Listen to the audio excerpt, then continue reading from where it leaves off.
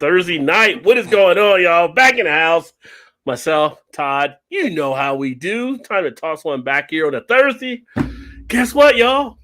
Long weekend. Well, hopefully for all y'all, it's a long weekend because it is Labor Day weekend. And looking forward to that extra day off from work next week. Todd, how you feeling, my friend? I'm doing good. It's on vacation today. On vacation tomorrow. Off Monday for the holiday. You know. Nobody likes a braggart. Nobody likes a braggart. Speaking your language, you know, those short work weeks. Yeah, usually that's when. Usually it's over here that I have the short work weeks, but Todd's got me this week with the short ones. So, yep. but ready to toss a couple back. Yeah, I bet you are. Yeah, you probably toss more than a couple, maybe even depending how it goes. Maybe we'll see. Maybe you never we'll know see. where the might end up at. And shout out to everybody there in the chat. Welcome, everybody. If you're new, welcome for the first time. But everybody else, welcome back, of course. So, as you know, we like to kick back, have a few drinks, chat, see what you guys are up to, and talk some beer, sometimes not beer. We just kind of see how the flow goes, and we go from there. Got JV in the house. Shout out to JV. What's up, JV? Welcome, my friend. Good to see you. Got Bourbon Bounty in the house. What's up, Bourbon? Good to see you. Cheers. Well, in this one, I don't bring anybody up. It's just me and Todd that do the Thursday night shows, but I am going to do an open panel at some point. Maybe I do it this weekend over Labor Day weekend. Maybe I do an open panel show there. Got Vanessa in the house. Cheers, Vanessa. Good to see you as always. Did you get the apple cider donut cookies yet from Oreo? I'm curious if you got those cider ones yet. Damn it. I went forgetting check for it. I've gone to the grocery like twice, and I had that in mind both times. Both times I went, I totally freaking forgot to get them. Yeah, I went through 2 already, so I'm trying to get another one. Hopefully they'll be sold out now. So they're good. Yeah. Oh, they're pretty not as good as the pink donut ones, but they're pretty damn good. So I don't need to keep picking them up every time I go to the store each week. So I wish some people would start buying them some more. Well, good. Hopefully, maybe there's still some of the shelves here. Maybe. What is up, Rod X in the house? Cheers, homie. Everyone is having a hell of a night, definitely. And you know what I forgot to do? I forgot to put on the other station here because college football is back, which is great. So Iowa State game's on right now too. So I saw they scored a quick 7 points right off the bat. Yeah, I mean, who are they playing? They're playing. It's a Big Ten. Yeah, Minnesota. The Golden Gophers. Which channel are they on? Because Tennessee's on ESPN. That's weird. This whole schedule's weird on how they have it now. They're on Fox. They're on the Fox channel. But, yeah, so college football is back, which I am so excited about. No, we don't play till Saturday. Cheers, here's JV and Rod, and everybody saying cheers. You too, JV. Blake's in the house. Cheers, Blake. Good to see you, homie. What's up, Blake? And JV says, oh no, look at that window. Epstein didn't hang himself, neither did Todd's curtains. That was pretty good. Jeremy. Give you a little bit of applause on that one. That was a solid setup there.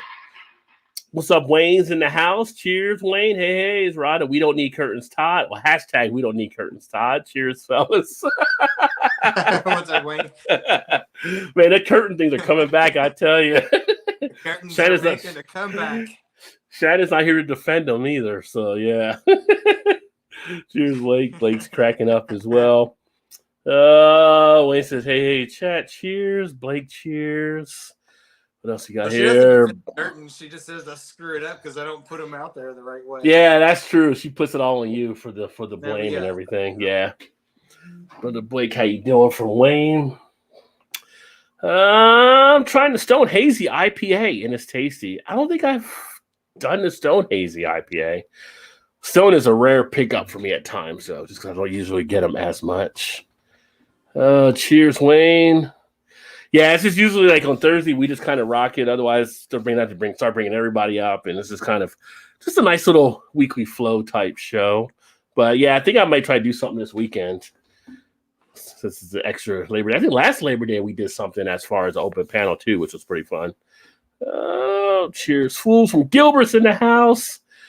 Doing a lot. How are you, brother? Doing well. And are you actually about the game with Erie and EB as well. EB's already on, so he sent me a thing. I'm like, well, I got in for a couple matches just to get one of the guns I wanted to get, but I think they're going to be gaming tonight as well. Cheers, Bourbon and Eric. Cheers, cheers, cheers, cheers. Everybody, cheers. Cheers. We got Tex in the house. What's going on, Tex? Good to see you, my friend.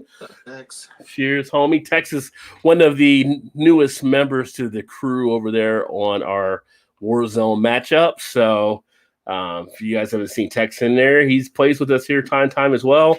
Todd. Once in a while, Todd will be in there playing too. So yeah, I haven't played forever. I need to. Yeah, the regiment has been expanding. So Tex fits right into. He's funny as hell when he plays with us there. So who's this shitty guy on here? Yeah, that'd be me. Yeah, JV. At the end of the show, can we get a curtain call, at least for Todd's window? The jokes keep coming. The jokes keep coming. Yeah.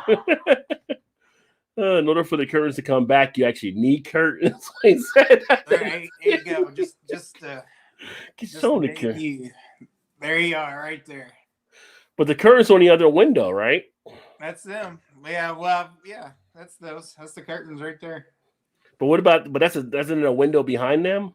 Yeah, there is. But there's the. Oh, there's the. Yeah. See. Kind of the valance or whatever you call that.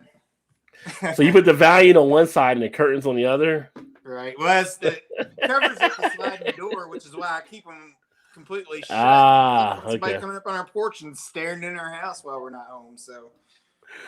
Okay, it's like because you're like out by the middle of a farm, so I'm just thinking like who's going to be strolling? Well, I mean, you're probably right, but weird ass people out there, you just never know. Although thought is like. I don't be in bed and somebody creeper just looking in my house while I'm sleeping in the middle of the night or something, you know. Yeah. So I keep it shut. Well, I think someone that strolled up to the window out in the farm would actually be more freaky than in the city, just because all the movies like Texas Chainsaw Massacre and all these other ones out in the farm, it always seems to be a lot worse out in the farm than there. Text say to Blake, Wayne. Everybody say hello. Cheers, boss. Yeah, if you guys go Call of Duty tonight, you guys can run it. Listen, Rajay, we definitely just went hang out if you're doing. Yeah, definitely. I got to figure out when I'm going to do it. I got contacted earlier today from Sam Adams. We have a tap room here in Cincinnati. They're actually having an Oktoberfest event Sunday, so they invited me to come out, check some of that stuff out. So I may go out and do that. That's like something like 1 to 7 or 11 to 7 sometime during the day, but maybe Saturday night or maybe Sunday night since people are off on Monday. I'll definitely look to put something out there. Man, we got to play tonight. Yeah, well, those guys will play. I don't play on Thursday nights usually. Usually Thursday nights I'm off, so if Blake plays, EB's already on Tex as well. So if you jump on, Eclectic's already rolling. Erie will probably be in there as well. Blake might jump in.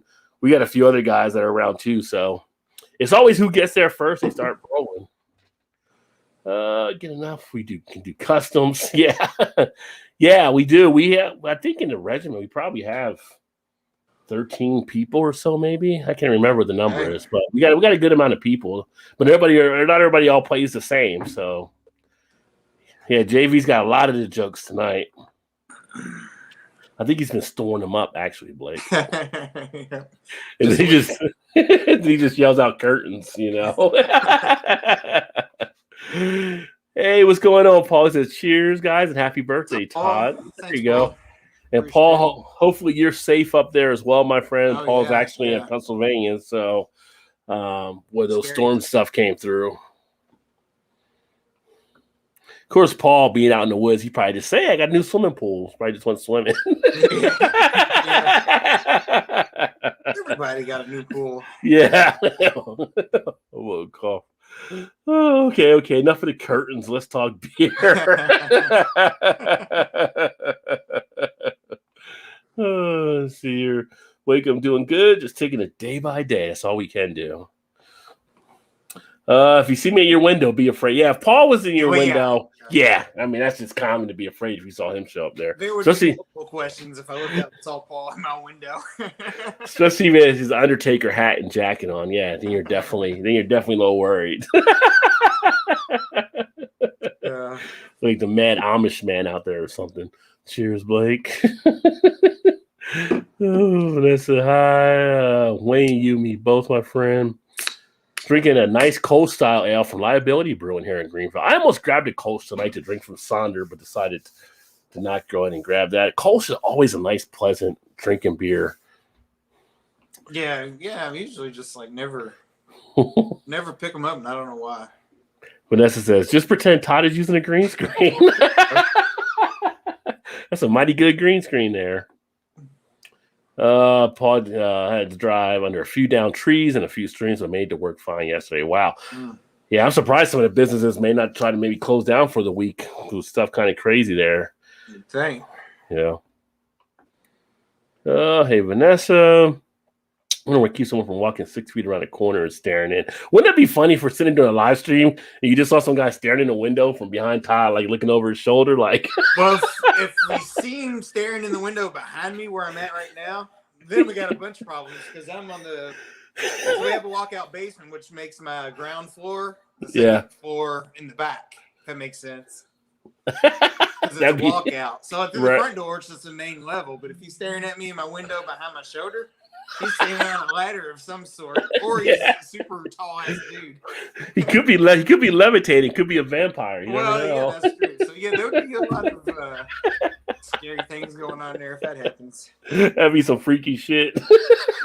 Paranormal activity. Got Big Daddy in the house. Cheers, homie.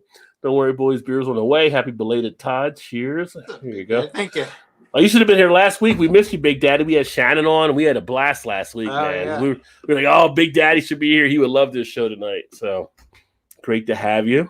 Yeah, she had to work today, and then we're going to the brewery tomorrow, so she didn't want to get on tonight and get all shit-faced tonight. She doesn't have to get shit-faced with us. She can just pace herself. Come on, Ryan. You know how long I've been trying to say this to her forever and ever and ever. She's like, yeah, okay, you know me better than that. I'm like, I'm just saying.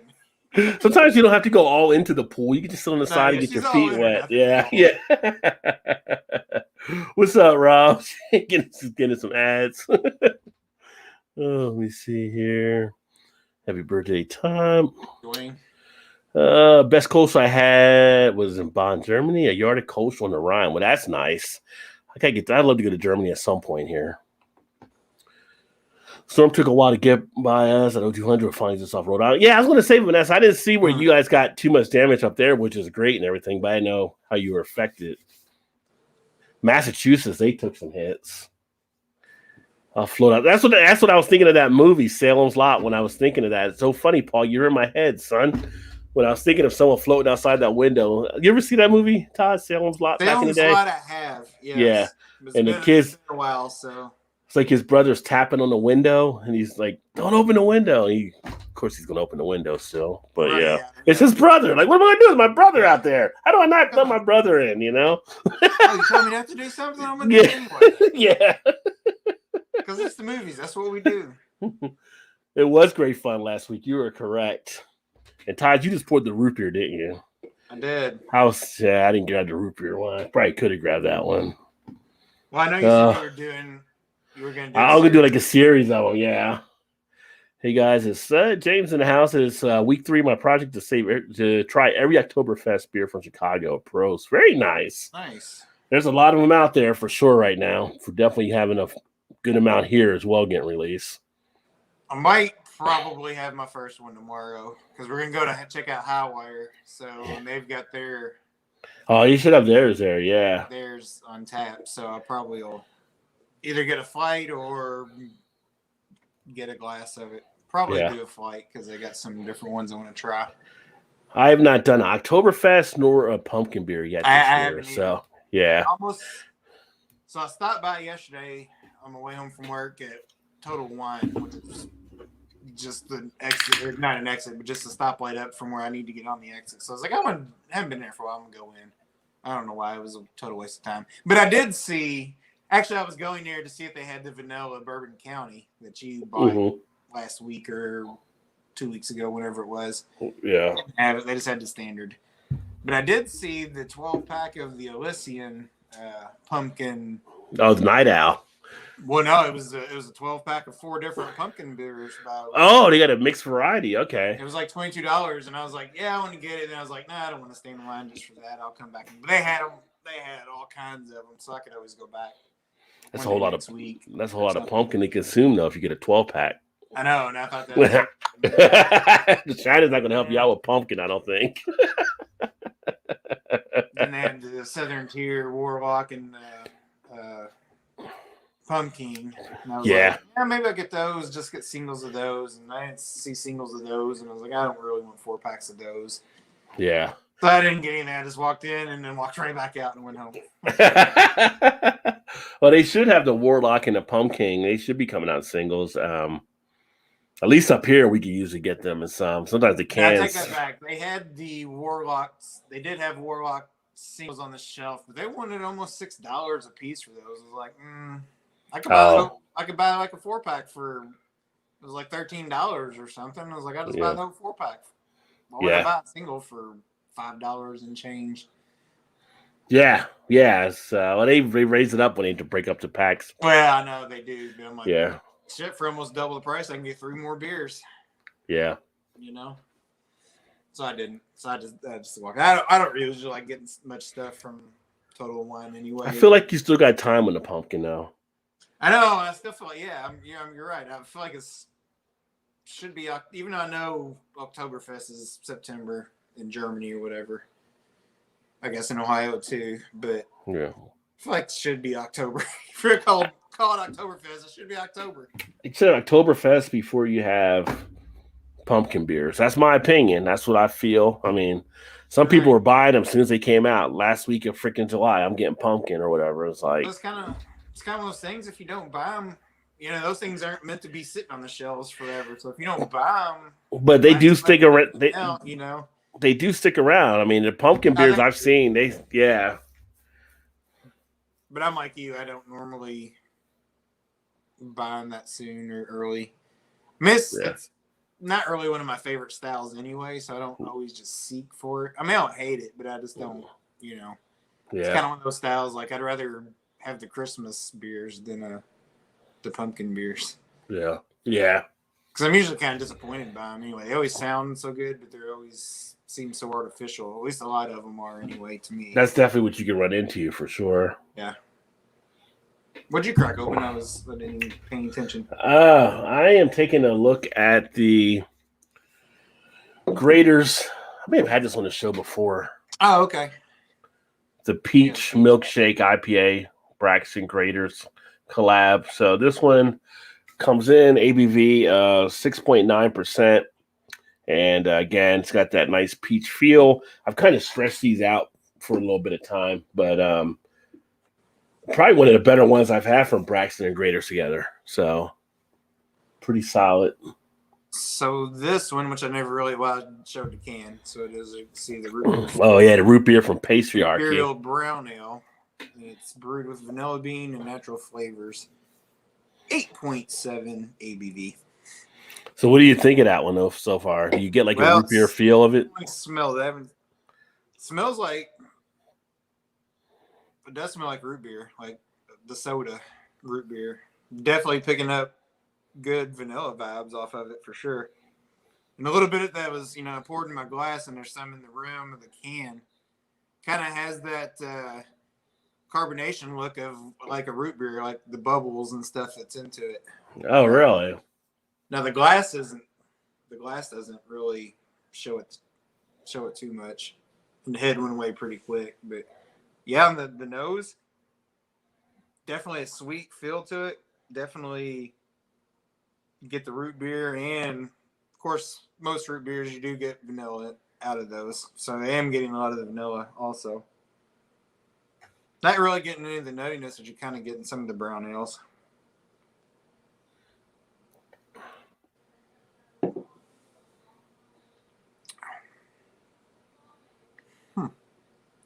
That's interesting, to say the least. He's going in again, folks. definitely get like I don't want to say flat because flat's not the right, like it's carbonated, so it's not flat, but kind of get a flat taste, kind of a flat root beerish taste out of it. Oh, okay. If that makes sense. Like it's definitely carbonated, but the after flavor kind of tastes like a flat sort of root beer. And I don't get as much of the vanilla that I was getting on the nose in the taste. Mm. And the flavor on the back end is more brown ale. I guess kind of expect since it is a brown ale. But the root beer goes away and then the brown ale flavoring kind of kicks in. It's kind of weird because brown ales usually have like a nuttiness to them as well, and I can't imagine that having a nuttiness. Didn't really smell any of the nuttiness. Yeah, coming out of it. Don't really. I don't know. It's just kind of weird on the back end. I have to sip on it for a minute and see. To come back in. What's your experience with these pastry-archy series that they've done? The candy cane one I had was pretty good last Christmas or whatever. I didn't get that one. The last one I got, I just look at my phone, see what flavor it was. I think they were kind of just getting a weird back end on them. I'm kind of curious when you. It's kind of why I wanted you to do it tonight, although I know you said you're saving it for your show, or to do reviews on as a series, which is cool. But I'm kind of curious to see when you do that, what you. I need to do it at some point. That's for sure. Let me see here. DeClaw pastryarchy. The Mexican hot chocolate I had, that one was pretty decent. The oat milk one was kind of. It was good, but it wasn't one of the top ones for me. I always say probably the candy cane, that Mexican hot chocolate. I think I had that Mexican hot chocolate one. Those are the three I've had there. I've actually got a sour from DeClaw too. I need to do a mimosa sour. Interested to see what that tastes like. Yeah, I had the Mexican hot chocolate, the Carmelo. Banana bread. I didn't get there's a dip pretzel. I didn't get that one. I have the banana pudding. I haven't done. That sounds good. I haven't done the pudding yet. I never saw the Carmelo. That's another one they had. I did get that one. The Belgian waffle cone I didn't see. Cinnamon raisin vanilla I didn't see. And I guess that's all. Creme brulee I didn't see. I would have loved to have tried that one. It looks like they've got a chocolate peanut butter one, but I've never seen that one either. Yeah, what's the one I got on hand right now? I think I got 3 or 4 in the fridge. Let me take a look here. Yeah, the Belgian cone or the Belgian waffle cone, that would have been cookies and cream. That sounds really good. That might be one I have still. Well, I bet you've got the, which I think is pretty recent, cinnamon roll one. Do you have that one? No, I got the oatmeal cream pie. Oh, okay. And then a banana bread pudding and a root beer float. But I thought I had another one, but maybe not. So the banana pudding one is the last one I had. Yeah. It was pretty good. It was okay. Haven't really been, honestly, I've not been overwhelmed by much of a lot of them. Like, they all sound fantastic, but to me, the flavors of them just haven't held up to my expectations. Well, I did the unicorn farce. Didn't really hold up to what I was expecting with the call as well. Decent enough beer. They were trying to do all gimmicky thing with the glitter and all that kind of stuff, but beer was okay, but I was expecting more. I mean, really, the one that probably held up the most of any of their beers I've ever tried has really been a Sweet Baby Jesus as a peanut butter beer. I've always liked that one. Yeah, that was a good one. Yeah, but some of the other stuff's good, decent enough, but I would say nothing that, knock your socks off, so to speak. Yeah. I would have liked to have gotten that cookies and cream one too. But yeah. Yeah, just the call for me is just they're kind of hit and miss. Yeah.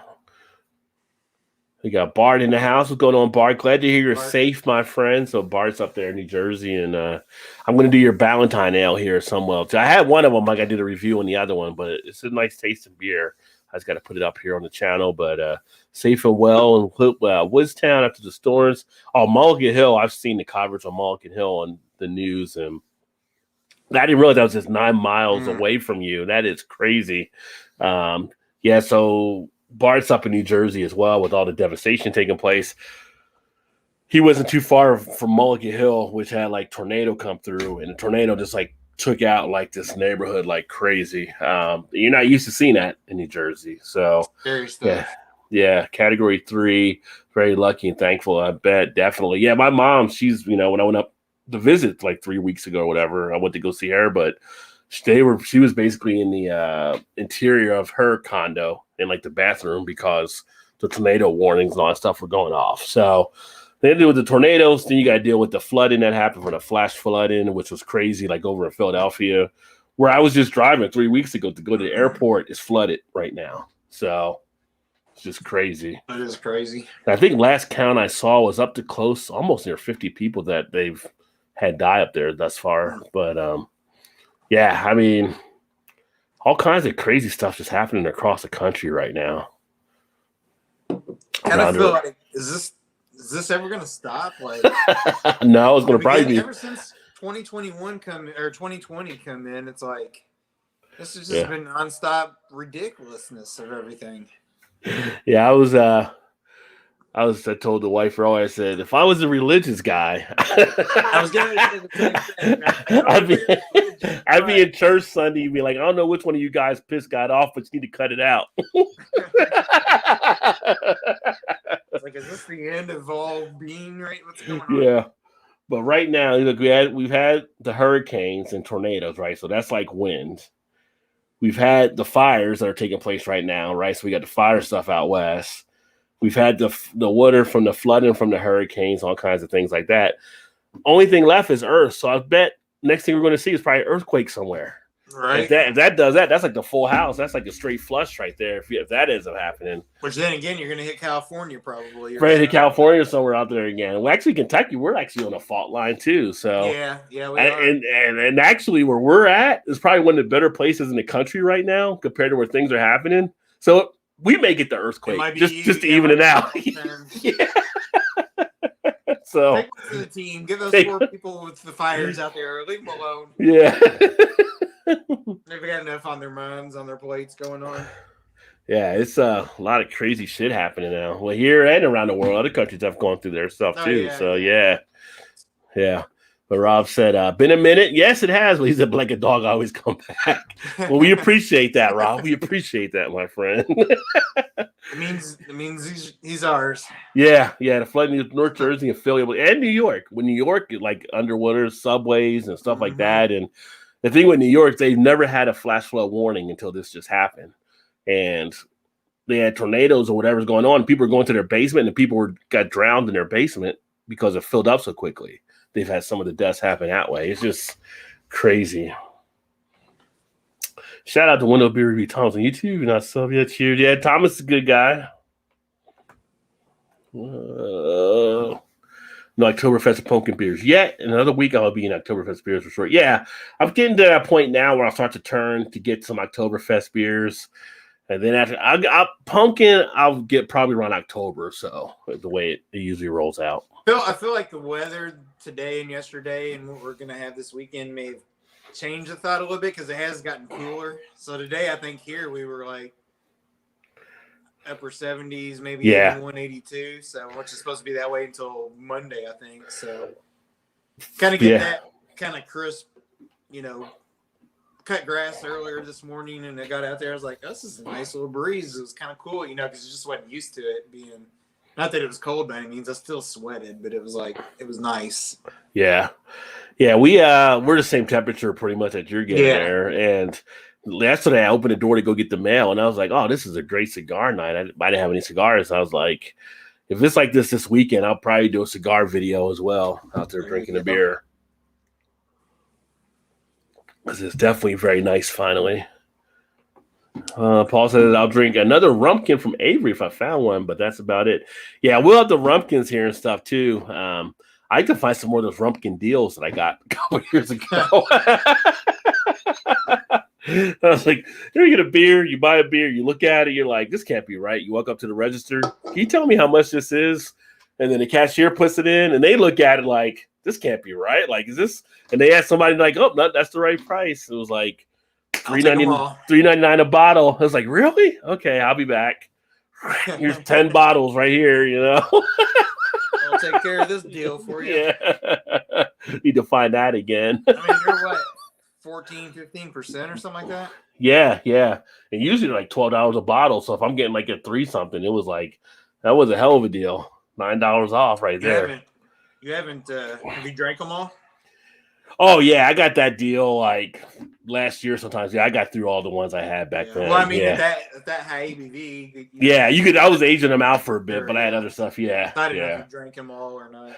Yeah, I went through Avery phase. I had that. I had the Samuel. I had the Uncle Jacob Stout. I've had all the big ones. Like there were 2 different Rumpkin ones. I had the tequila barrel ones that were like high. So it was like I helped them out. I cleared their shelves for them. You know, you want to get rid of these? Let me be the guy to do that for you. Yeah.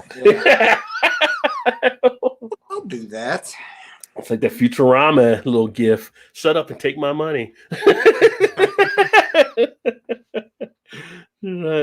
If I get Joe, Todd, and you a Maple Mistress, maybe we could do a 4-way beer review. Well, if she don't mind, we can do a 4-way on her. As long as she's good with it. Cheers, Lane. Appreciate that, my friend. Appreciate it. Always love the smash button. Never forgot that. Pumpkin anything is the whitest thing. Is it though? I thought that was just at Starbucks. Pumpkin chai, please. Right. One of the local breweries here makes a good Marzen, and they sell it year round. That's interesting. That's got to be tasty. They're selling it year round. You don't see many breweries break it out of the seasonal type aspect. Big Daddy had excellent IPA from Monday Night Brewing in Georgia. Death Raptor. I like the name of that one. One version of Patriarchy was so weak, and I was so pissed I haven't bought another one since. Wonder which one you had. Yeah, they're not big beers, the ones I've had. I mean, they're definitely not like Imperial level stuff, so I don't think they are. I don't believe they were the ones I've had.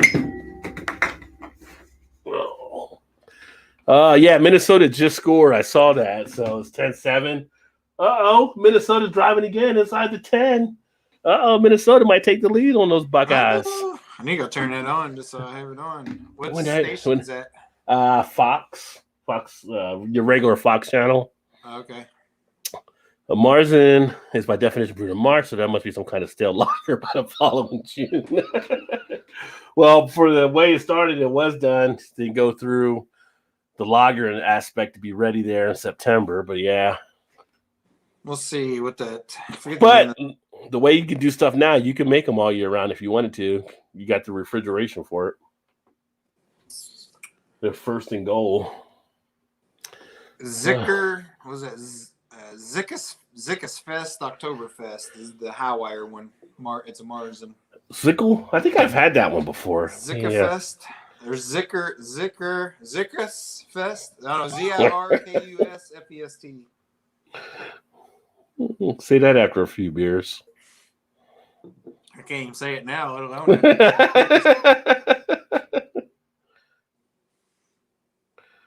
I'm kind of anxious, or Zirkus Fest Oktoberfest, 6% ABV.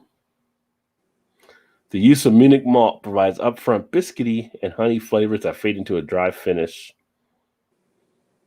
It says boasts all the flavors one wants in a rich Oktoberfest without the heavy finish. So if it's high wire, chances are it's going to be pretty solid. So, right, that's kind of what I was thinking. Yeah, they don't do many things wrong. Let's see. Got the chocolate macaroon 10W40 on tap. Have you had that? I think I did have that one. I'm going to look it up to see because That sounds like I might have had it, but I don't know. Let's see. I've had the oh no, that's Decadent Ales on theirs. I was at a coconut almond macaroon. I haven't had Decadent Ale in a while. Yes, the chocolate macaron 10W40 I've actually had. That's an Imperial double stout. Oh yeah, I've also had the oaked version of it too. Oh, okay. The base version, I gave a 4.5. The oaked version, I gave a 4.5. For the chocolate macaroon? Yeah.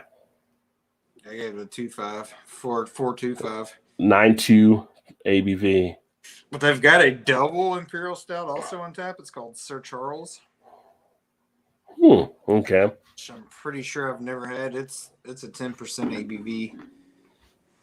What did I say about the chocolate macaron 10W40 back on June 14th of 20? I said, damn tasty. And great balance of the coconut along with the chocolate and vanilla.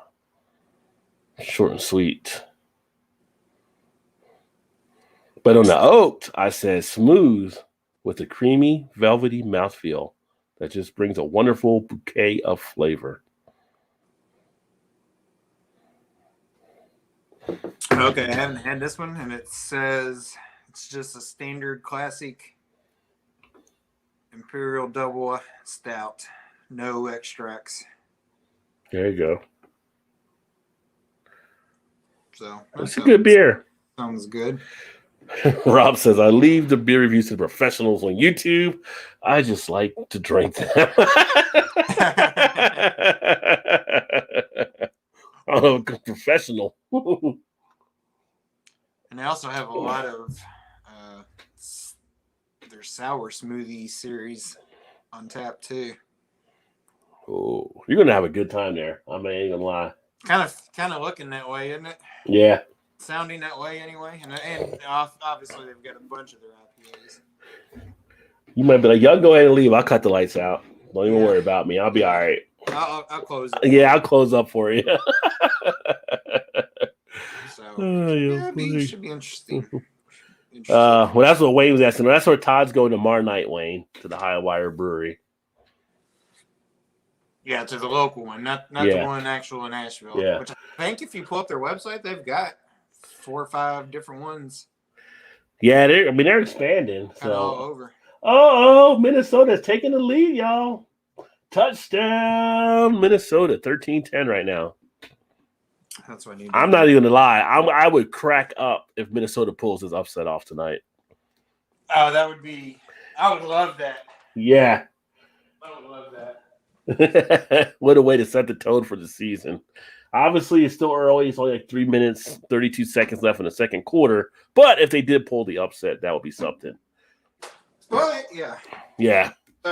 Wait, good to see you, bro. Hope all's well. Oh, yeah. He's solid in itself. Yeah. Of course, they are without their. And the Minnesota coach looks like a ball coach. I mean, he looks like he's going to bring it. Like, I don't know what his name is, but some people just look the role of the part they're playing. He just looks like a ball coach going to have his team fired up. Oh, what the heck was his name? Well, 2 years ago, they were good. Yeah. Last year, not as much, but I don't know if it was COVID or whatever. But yeah. Maybe they're like, if the Bucks can win the NBA championship, why can't we win the college football championship? Is this an ice cream parlor or a brewery? And then you never know nowadays. Everywhere you go, all kinds of stuff. You see breweries put all kinds of things into some of the beers they're making. No, just a mediocre brewery. He's about to call. Yeah. For peace sake, by them is better than Sweet Baby Jesus. Sweet Baby Jesus very thin, a bit boring for me to be honest. Well, Paul, we know about you and the thinness, my friend. Like, then he hit a thinness. Paul's throwing it out the window. Like, you call this a beer? So, yeah, it's not. I mean, the Sweet Baby Jesus is only like, I want to say like 5.8 or something ABV. I can't remember what it is, but it's not a higher one, so it is a little bit thinner. I've never actually seen the For Peace Sake because I've never seen them sell it here. So I don't know if that's more of their Imperial version or what. So Blake, I'm back to work 12-hour shifts, 3 months off for my broken foot, so I missed some of the good afternoon content. Well, good to see you're back and everything. Man, broken foot, no fun. Devastation, New Jersey? How can you tell? Kid in EA, Paul. Dan, the computer finally finished restarting. Oh, you had one of those restarts on your computer? Update. Cheers, Eric. Ida was a monster harbinger of climate change. Yeah, it was a beast, and supposedly when it first came through, like where I'm at and where Ty's at, we were supposed to get a feel of it coming through as well. And it took that turn, so we never really got anything but a little bit of rain up here. And then as it gained, it seemed to bring more impact as it came through Pennsylvania, New Jersey, and up through Mass and everything. Can't beat Mother Nature, still undefeated. Mask up and canoe up, son. There you go. Mask up and canoe up. Chicago is the place to be next to a big water supply. No hurricanes, wildfires, earthquakes, and great beer belts. Yeah, but you guys also have freaking cold. Like your cold is like nah. It's like I wouldn't even want to walk down and get the newspaper as cold as it gets in Chicago in the winter. It's like we don't get as cold as you guys get. Yeah. Then the way that wind whips off the lake up there, nah. I like Chicago, but I would definitely not want the cold.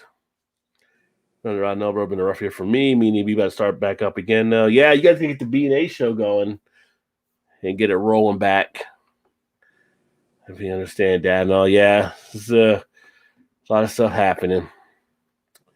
True, James, and hell, has to freeze over before I get a pumpkin beer, son. Well, you know what? The way climate is going right now, Gilbert, might be closer than you think. So it may happen. Don't want to work you to death, Rob. If so, I get the fish tank. You can take Rob's possessions and everything. Hey, Peggy, happy birthday to you, by the way, as well. So Peggy and Todd had the same day for birthday. Yep.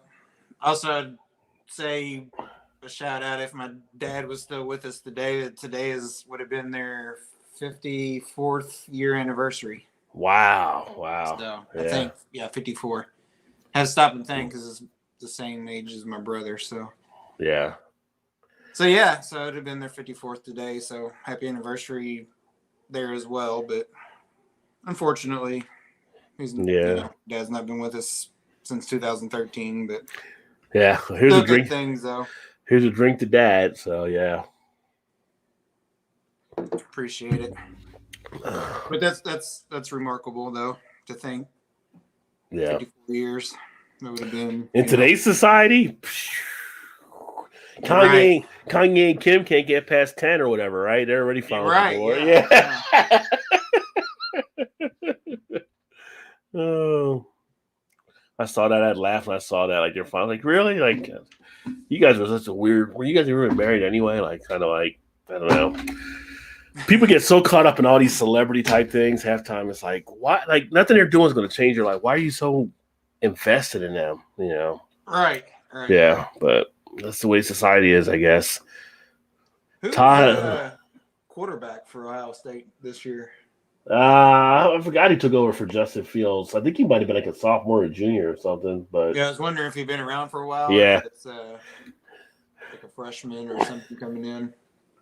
Oh, at Todd, he said I'd be having a mild. Why would you have a mild stroke there, Paul? It must have been when the beer you were drinking there. I think he'd be having a mild stroke with your root beer float from the call. It's not my favorite one that I've had of the series. I'll say that. Collinwood White Bay IPA, very nice, Gilbert. What's up, Tunis? I told a woman mowing her lawn today that her husband should be hung for making her do that. She said he was hung. That's why she was willing to mow. Tunis. Had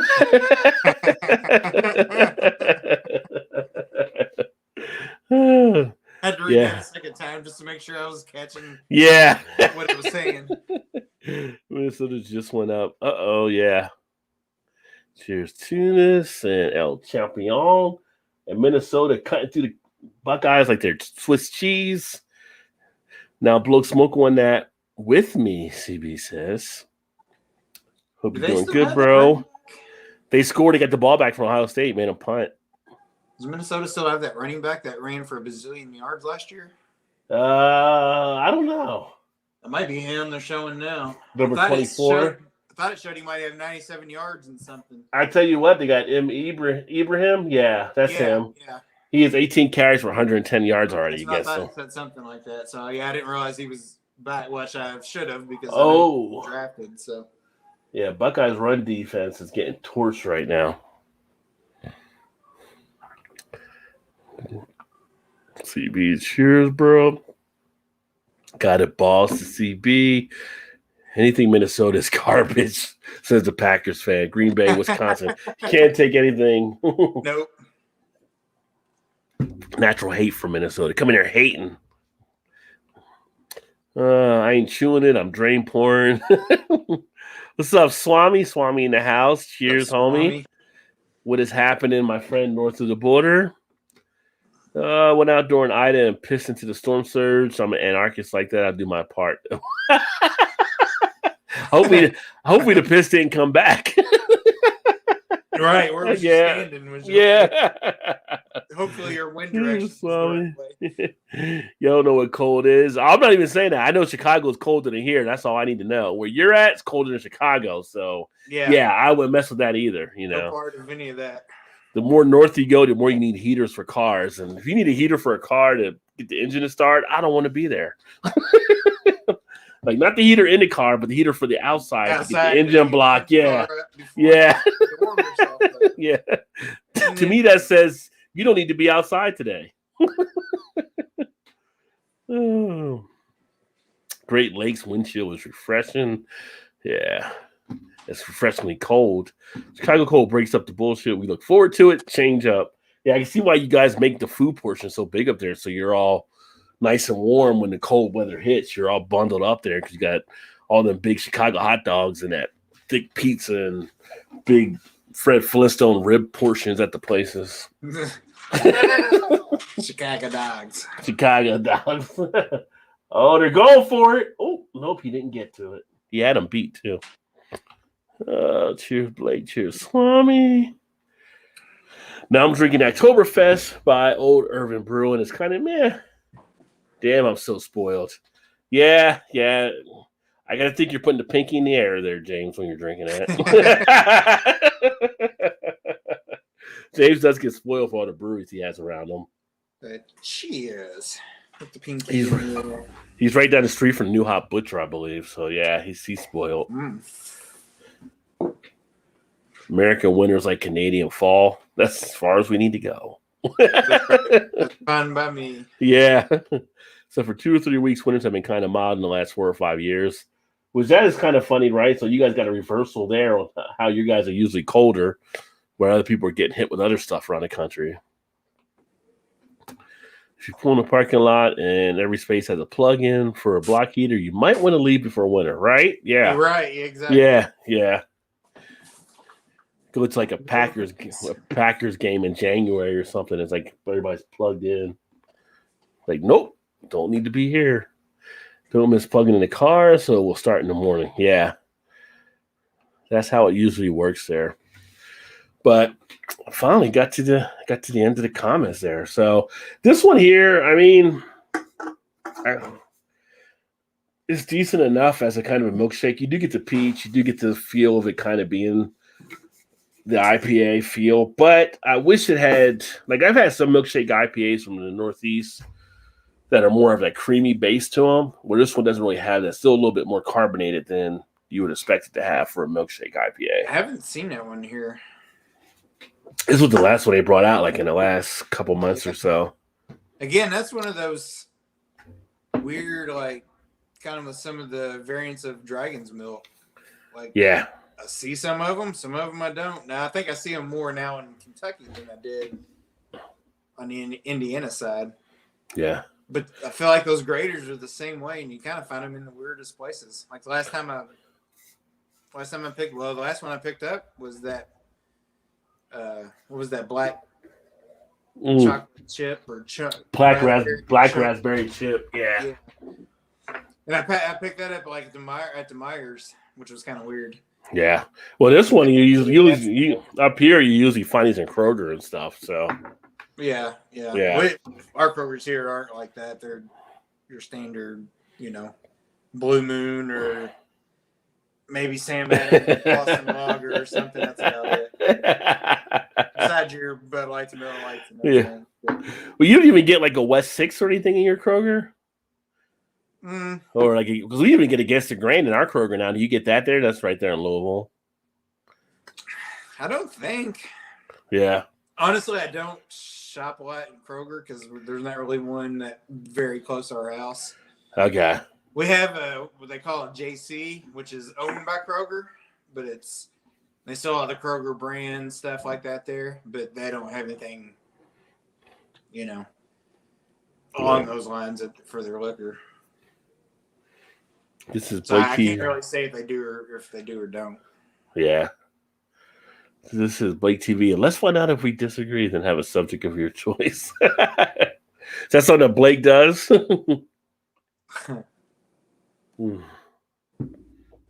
Yeah, the other one I was going to drink here, I got the other double 2 Hearted Ale I was going to finish. I thought about cracking one of those tonight too, but I grabbed something else instead. I need to go get it while I'm thinking about it.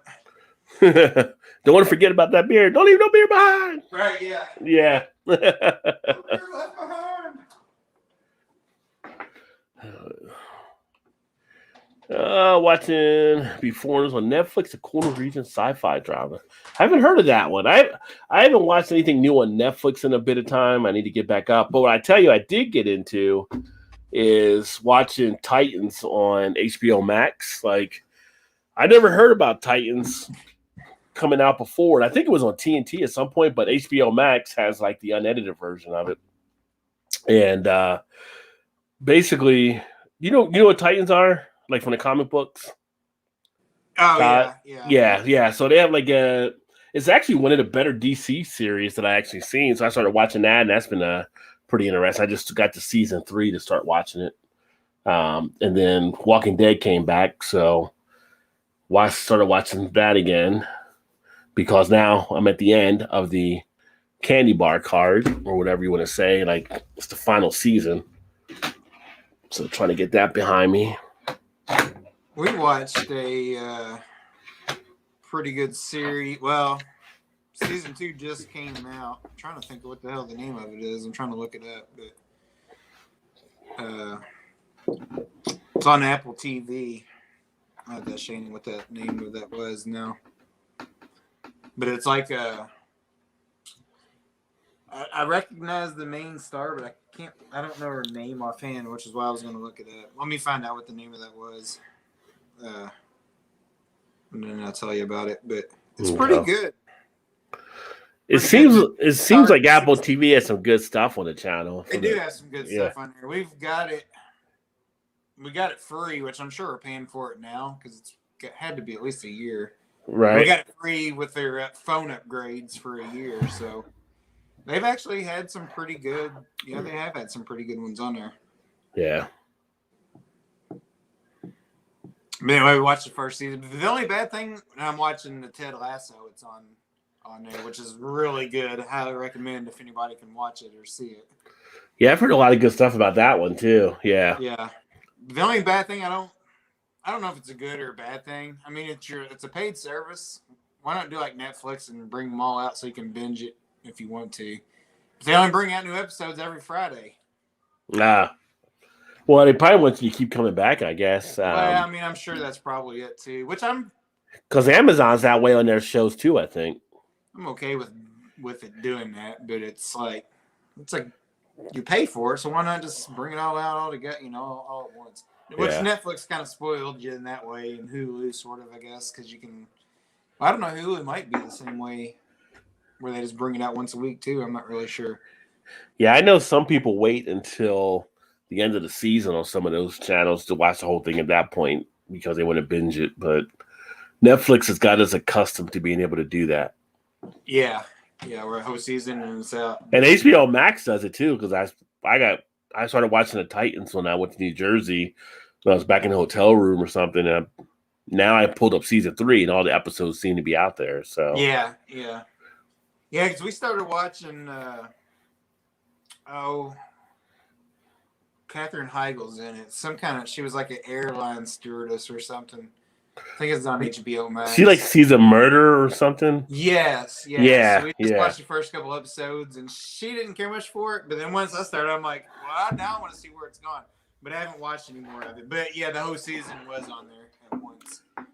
Yeah, I saw the trailer for that or the commercials when they had them on, but I never got into actually watching it. It wasn't bad. I mean, it caught me interest enough to watch it, but she's one of those, like, if it doesn't grab her in the first 2 minutes of a show, not exactly that, but almost it seems. She's on to something else. Like, I'm just going to watch something else. Right. There's like so much shit out there. Why do I want to waste my time if I'm not into it? But so the name of that series is Truth Be Told.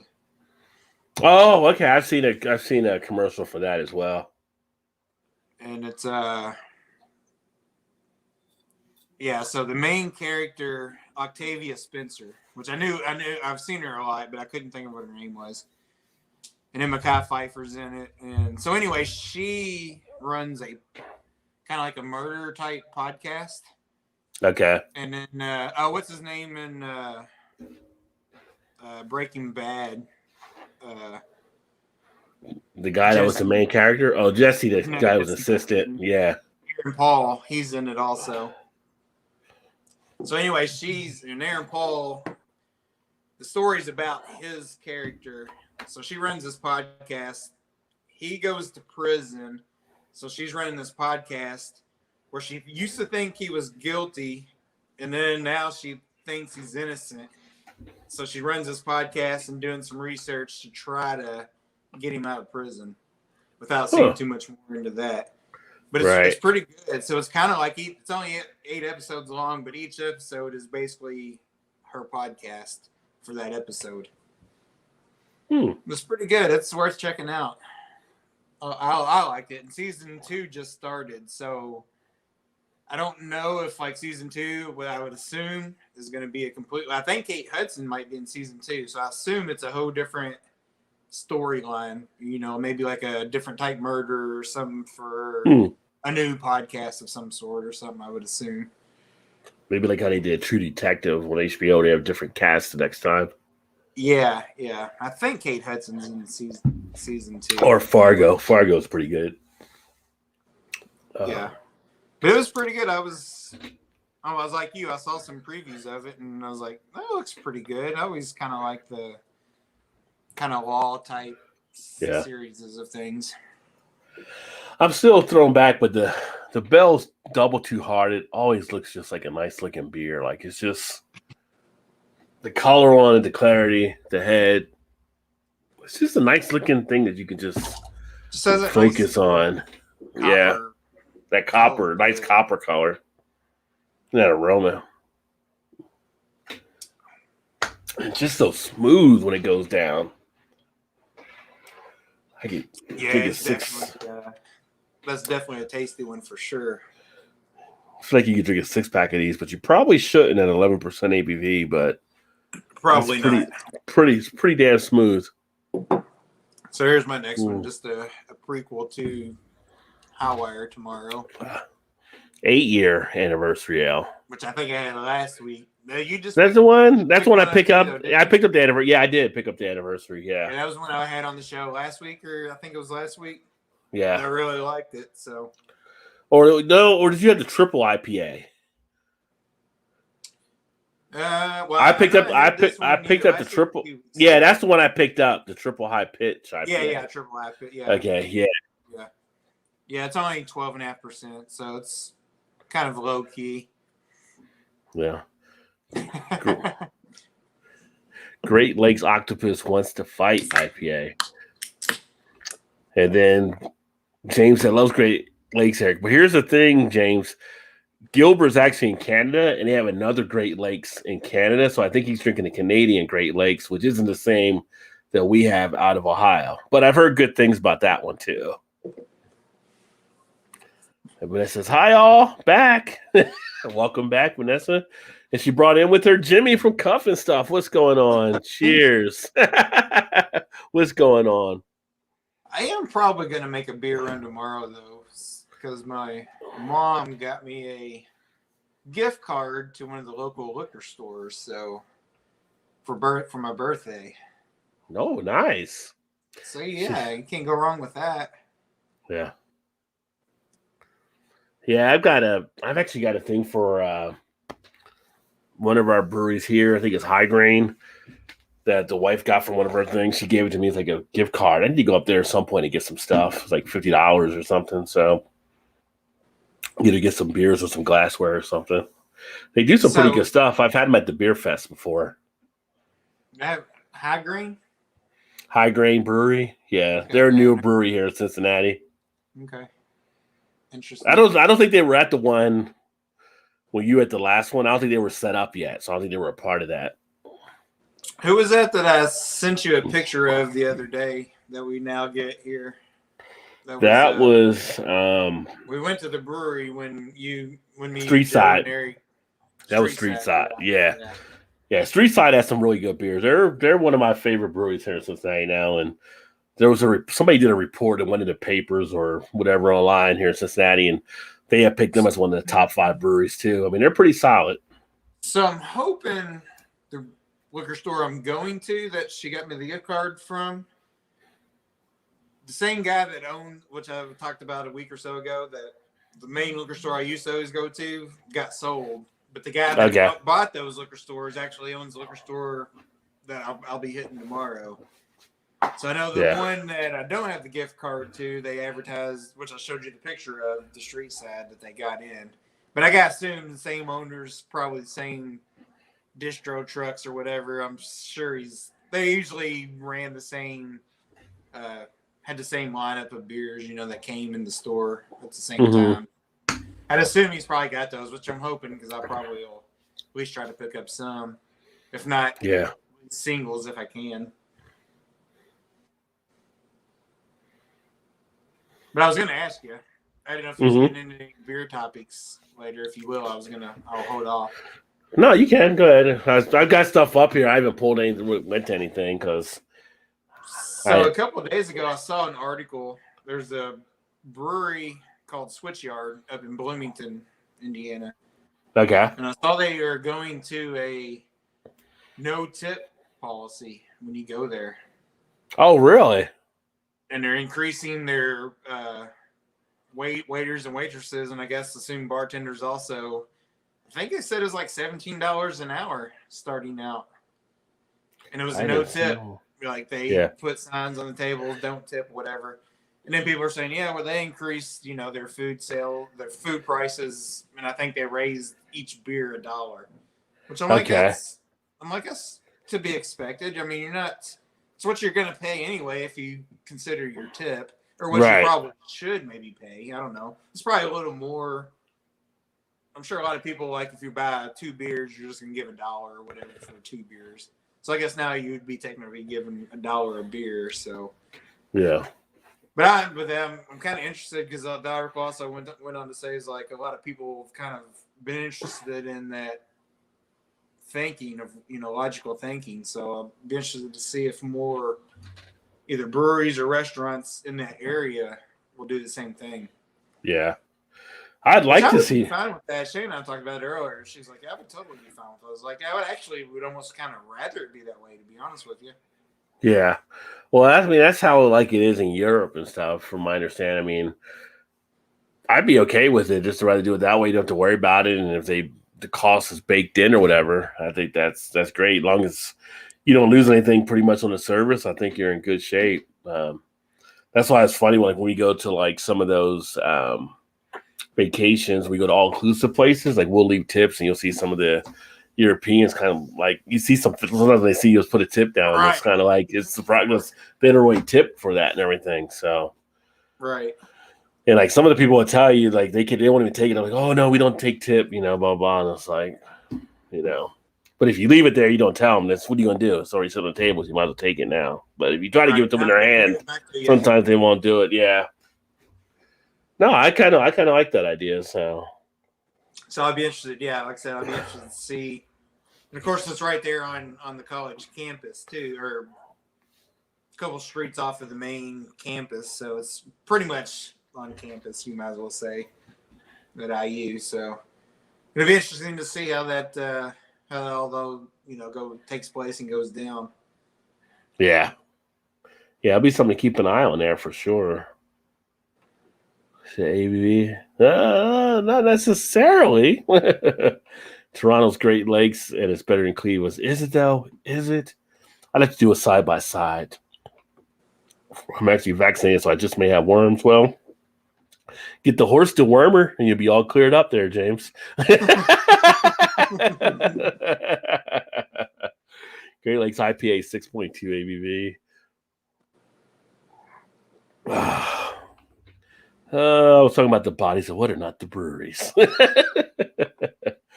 was the SCTV sketch about Moose beer, the 50% ABV beer, Martin Short, you can't get in the States? I don't remember that one there. I don't remember that.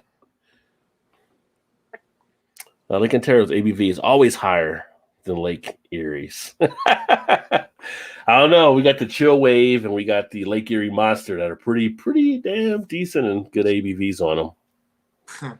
Double IPAs. I actually saw Metry at some Galaxy High out. I was like, do I need to get this again? That's one of my favorite beers to actually drink, and that's a good double IPA. Yeah. I don't know if you see that down there or not. They got the High series, Galaxy High, Citra High.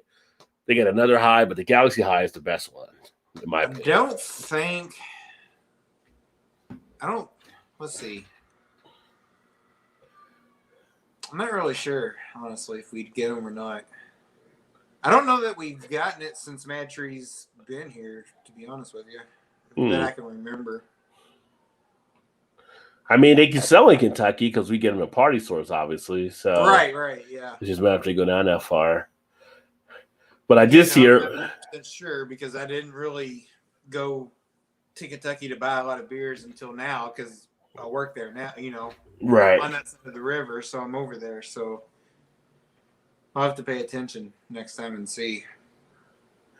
So an interesting thing I saw this week, I talked about on the podcast a little bit. Anheuser-Busch is now in a lawsuit against Constellation Brands.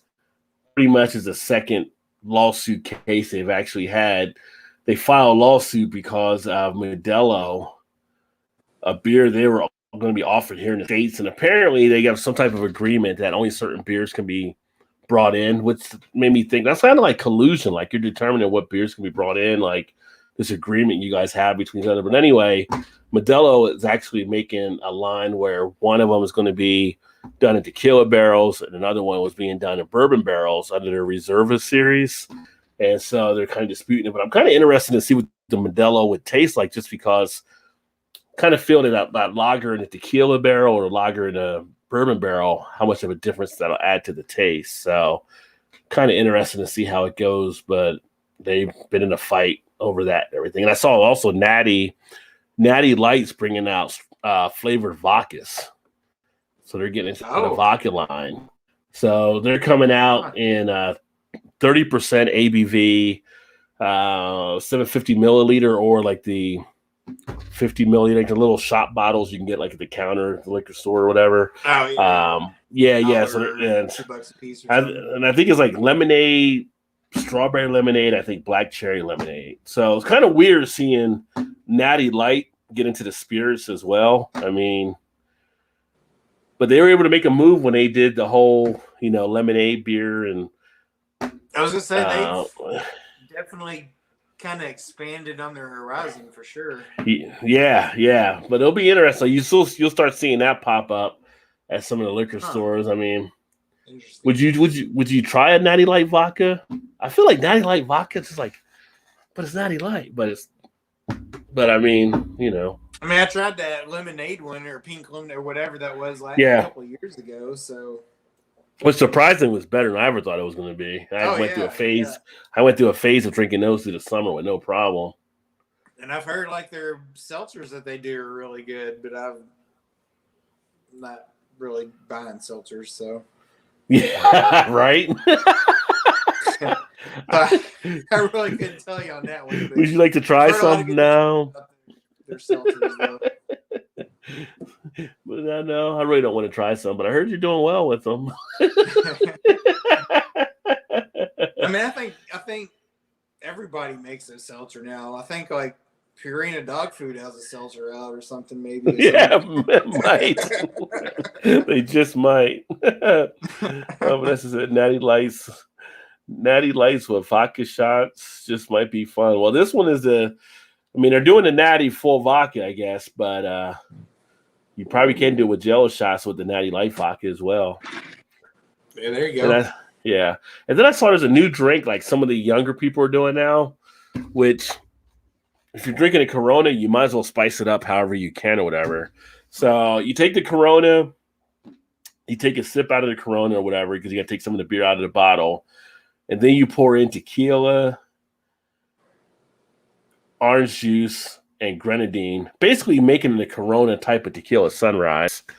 And apparently, people are seeming to like that, like some of the young drinkers out there. So if you want to try something different, you can give that a shot. But I'm not a Corona fan at all. But I mean, no, that might get me through one if I needed to. Well, the Corona's over here. So years ago, my brother used to work like one night a week at a liquor store. He'd always have like I think he worked on Wednesdays or something. There's always like the same crew of like Mexican guys come in. Mm-hmm. He said they bought the same thing every time. I'm thinking it was like the Modelo Negro, I think it was. Mm-hmm. That they would always buy. And they always told him that the Corona that you get in the States is total dog shit. Yeah, well, versus the Familiar is the one they do in Mexico. I think the brown bottle one. That's the one. We can get that at some spots here, but that I've never actually tasted that one. I should do a review on that one, but that's supposed to be a lot better. Yeah. But the Modelo is pretty good. The Modelo Negro or whatever is pretty good. Yeah. They said, yeah, every single week he's like he just about set your watch to when they would come in. Yeah. To a certain point to where you'd see the truck come pulling in the parking lot and he'd just grab them and set them on the counter and just have them waiting for them when they come in because he knew, what they were getting. They'd get the same thing every single week. Right. Vanessa says, I was doing Sambuca shots, vodka Jello shots a few weeks ago. Nice. You're feeling pretty nice, I'm sure. Brought some pre-made Jello shots to try. The average says suck and slurp. Oh, hey. What? I don't know if I've ever seen pre-made Jello shots in our stores because I never looked for them, but they may be there. They ought to make they should make like the vodka. Like when we were kids, I don't know if they still have them or not, but we had the liquid popsicles, right? You remember you buy them at the store and they were like liquid in a plastic thing. You take them and put them in a freezer. They were like long.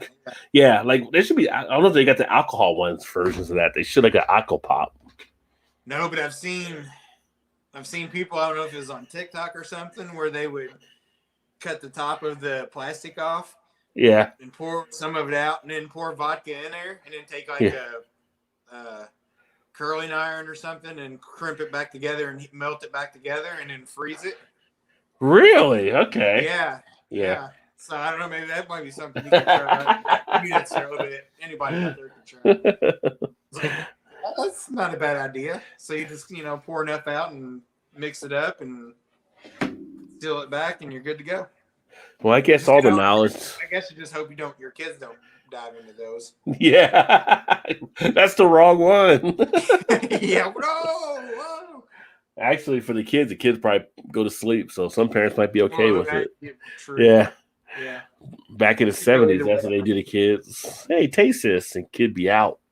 Although next day might not be good though. Yeah, just enough to put him out. Yeah, Ohio State back up. By the way, I'm going to keep on not buying Corona beer, and I'm with you there, my friend. Can I remember when I bought or had a Corona? It's been a long time since I've had a Corona. I think the last time I had a Corona, I don't even know if it was since college. It's been a long time. Had a Let's Corona. see here. Trying to think. 1995 or 96 for me, Vanessa. The last time I Corona, James said. Yeah, it's definitely been a good amount of time. See, I've that's got some the Coronas downstairs jealous in my fridge shots. that somebody brought over. Probably a couple. I probably need to throw them out. It's probably been a couple of years, but they've been sitting down there for a while. The Corona's been sitting there for a couple years. Probably. So I got like the meat trays or the veggie trays in the bottom of your fridge. Yeah. So I have a bunch of beers down in there where shit that I know I probably won't drink or whatever somebody's brought and just left over, I'll throw them in there. It's like, well, if they come back, then they can have them. But I probably do go through that because some of that shit's probably old. You're gonna give it to them from a couple years ago. Oh yeah, it's been aged for you. A nice aged Corona. The finest skunk in the world. Only the best. Texas early 80s. James you. Yeah. That's been there for a couple years. Malt sludge now, Todd. No kidding. That's probably for sure. Slurper's the brand name above. See what is down there. So hard telling what's in there. I'll probably get rid of those at some point, but unless you want to taste them just for an experience to see what it tastes like. That I know it's mine that I want to drink is if it's something in the fridge, like a single of something, and I'm holding back, or not really holding back, just haven't drank yet. And I have people coming over. I throw some stuff down in there just to make sure somebody doesn't grab it. Yeah, no one goes to that drawer except you. Right. They'll never find it here. Yeah. One drawer's got several wine bottles in it. And the other drawer's just got like mix and match whatever Coronas and whatever people leave over. So, cheers, Arizona. What's going on? What's up, Arizona? And your Buckeyes just went back up on top. So got the game on in the background. I don't know if you're kind of yelling at the TV set or what's happening, but I'm surprised to see them in a battle here at Minnesota in the third quarter. Ever tried the beers that were sitting in Igloo cooler since last summer? I have not. My beers don't usually last around that long. But that one story, that lady did a 50-year-old past blue ribbon, so she was fine from it. Just never know. But there was a thing over in China this week. They found like a archaeological dig or whatever, and 9,000-year-old pottery and stuff like that, brewery equipment. They think it was that they found and everything from a burial scene. So that was kind of cool. Huh. They got like ancient pots from a burial site in southern China. It seems to be the residue of some very old beer. So they tested the residue on it, and I guess from the science we can do now, that it shows that it was like basically remnants of beer. The ancient beer, though, would not have been like an IPA we have today. They said it was likely a slightly fermented and sweet beverage, probably cloudy in color. Yeah, with the stuff back then, 9,000 years ago versus what we have today, we definitely different. But kind of interesting they find these things out there. I wonder if I took a marijuana-infused gummies and soaked them in vodka would be good. Only one way to find out. That's what until you try it. It's only one way to find out. Inquiring minds want to know. Yeah. Do it, Vanessa, and give us a report on that. Yeah, people want to know. Inquiring minds definitely want to know. Yeah.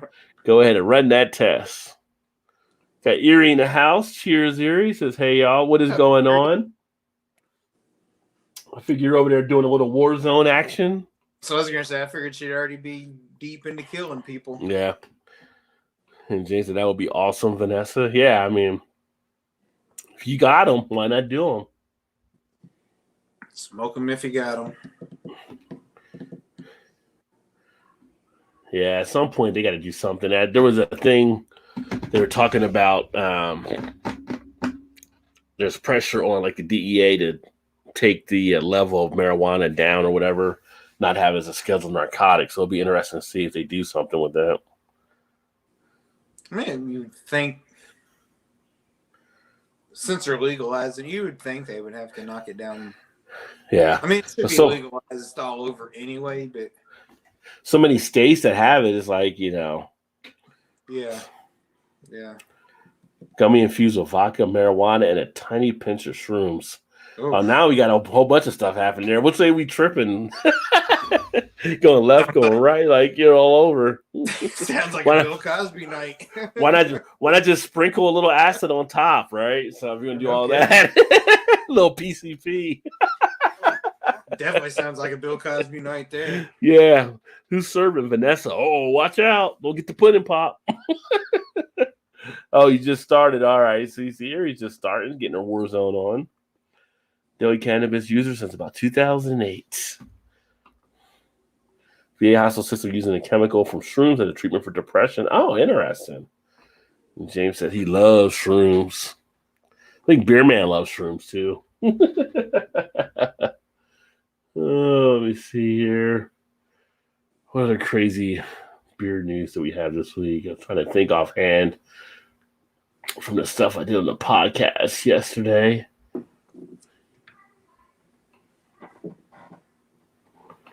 Trying to think if I've outside of that article I saw which I already talked about. I didn't remember seeing a whole lot. I mean, really, it was pretty much a slow week. There's a lot of colleges I know that are having beer now available, so that's kind of interesting. But although in Nebraska, I think it was Kansas State, they're cutting back on beer or something. I don't know if they get too rowdy or what, but they're gonna be cutting down on beer sales or something. Like the college or the Kansas State? Kansas State Wildcats, the college. Okay, yeah. Yeah. Oh, he may go. Oh, nope, he's tackled at the side of the 20. Interception by Ohio State. I think Ohio State woke up at halftime, folks. Looks like it's snowing on TV there. I know it's not, but it looked like snow almost. Oh, like on the sidelines and stuff like that? Like I said, it looks like rain, but they showed that close-up. I guess maybe it was like slow motion. Almost kind of looked like snow coming down. Let's see here. Yeah, there's not really too much. If that happened at the same time as wildfires and floods going on, then we're fucked. It would be just about right. It'd be fitting. Oh, they called back the interception because the guy went hands to the helmet. You must be way ahead of me because I'm just now saw him go out of bounds after he picked it off.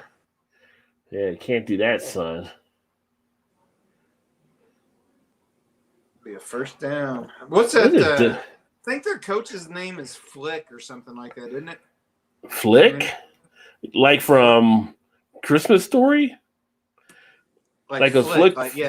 Flick put his tongue on the pole in Christmas Story. I think it was Flick was his name.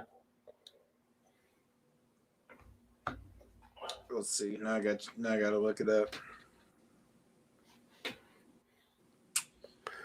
Let me see.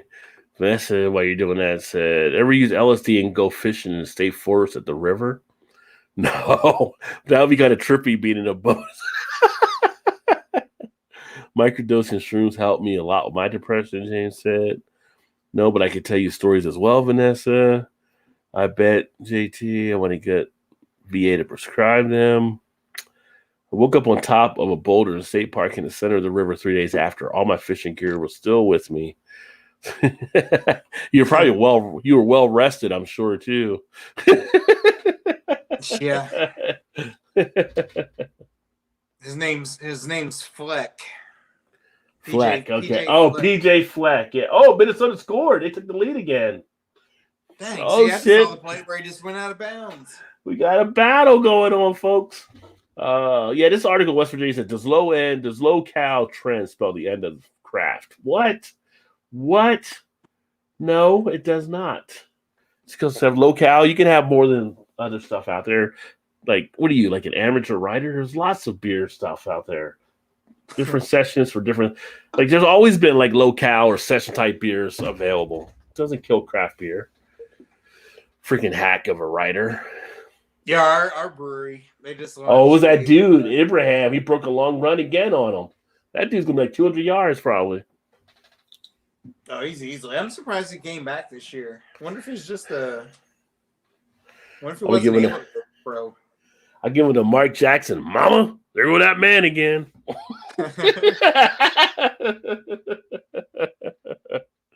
Oh, Blake says Minnesota retakes the lead. Uh-oh. You know what's funny about him saying uh-oh? Because he has OH with the capital letters. Because everybody says OH and they say I-O. Yeah. Yeah. Which I hate that, by the way, when they come to Indiana. Like, OH. Like, they travel so well. Like, their probably won't be this year. If let's see, do we play Ohio State? I think comes here this year.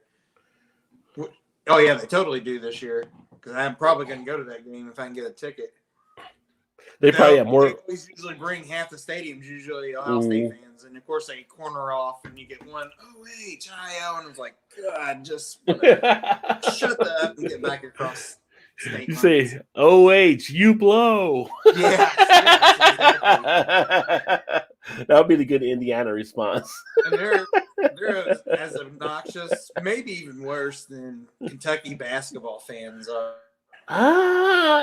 Yeah. I mean, I've heard people say it both ways there. I mean, Kentucky fans, It's basketball rabbit, Ohio State football fans might be worse. Yeah, but they both think they're God's gift to the sport. Yeah, that's true. That's true. And I'm like, God, I don't know. This is bad all around. Oh, I saw latest sports news is Cincinnati might be going to the Big 12. So Really? It might be Cincinnati. I mean, it may not be a Big 12.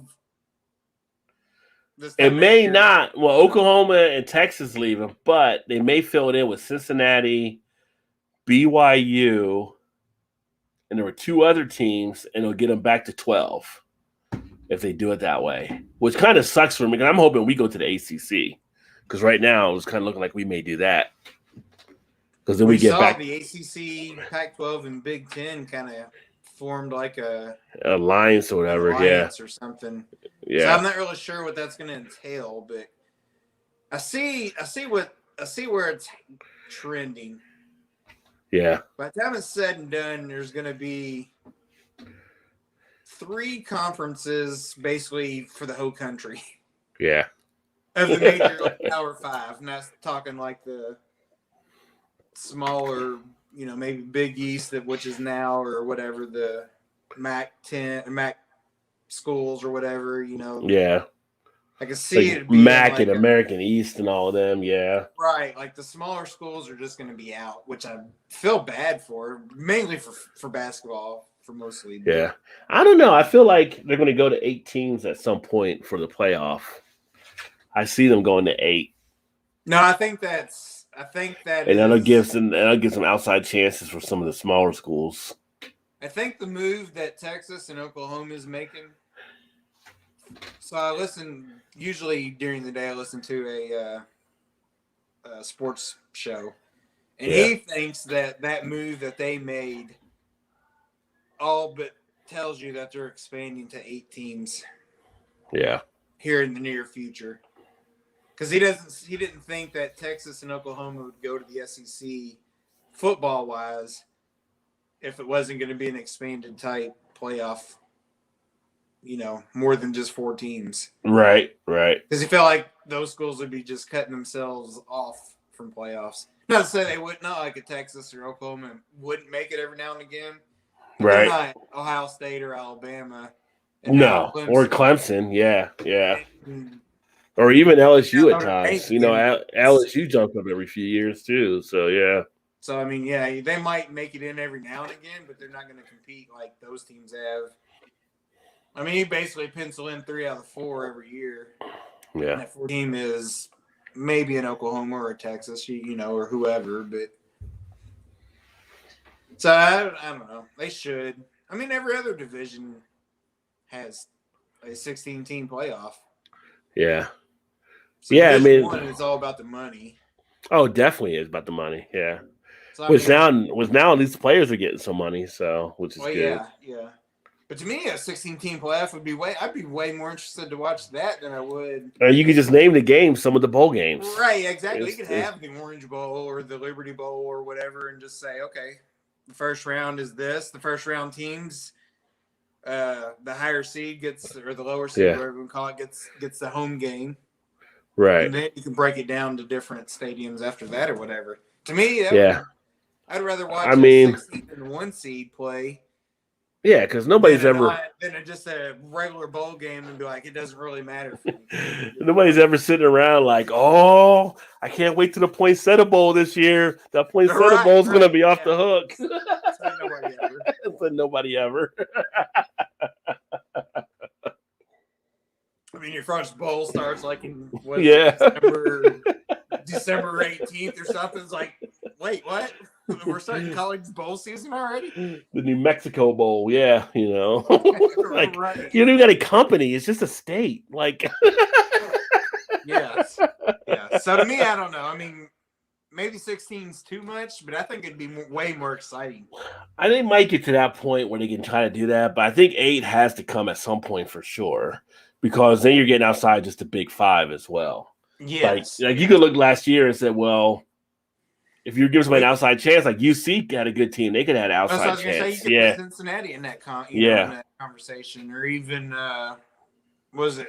What was the one that was under the other? Coastal Carolina. Coastal Carolina, yeah, something like that. They would probably get hammered by Ohio State or Clemson, but people like seeing those. People like seeing those matchups. Why not? Yeah, exactly. I mean, that one year they just might pull off the upset. I mean, ever since who was it that went out in the basketball tournament when the 16 finally beat the 1 a couple years ago? Virginia. Was it that who went out when Virginia went out? Maybe, yeah, because they won a year before and then it came back and then went out the next year. Yeah. And it's like, well, anything's possible now. We want to see these underdog matchups and stuff. So, well, then if you had it last year, like a team like in Indiana, who was always terrible. Yeah, a good year last year, could have was in the top 12.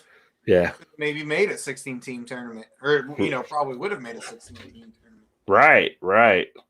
Now I feel like those teams, like a U of L or a Indiana or whoever, even probably West Virginia for the most part, it's not going to make they're not going to make the Final Four. Well, I don't say win the Big 12 or something, but yeah. Well, yeah, there's a chance that they can, but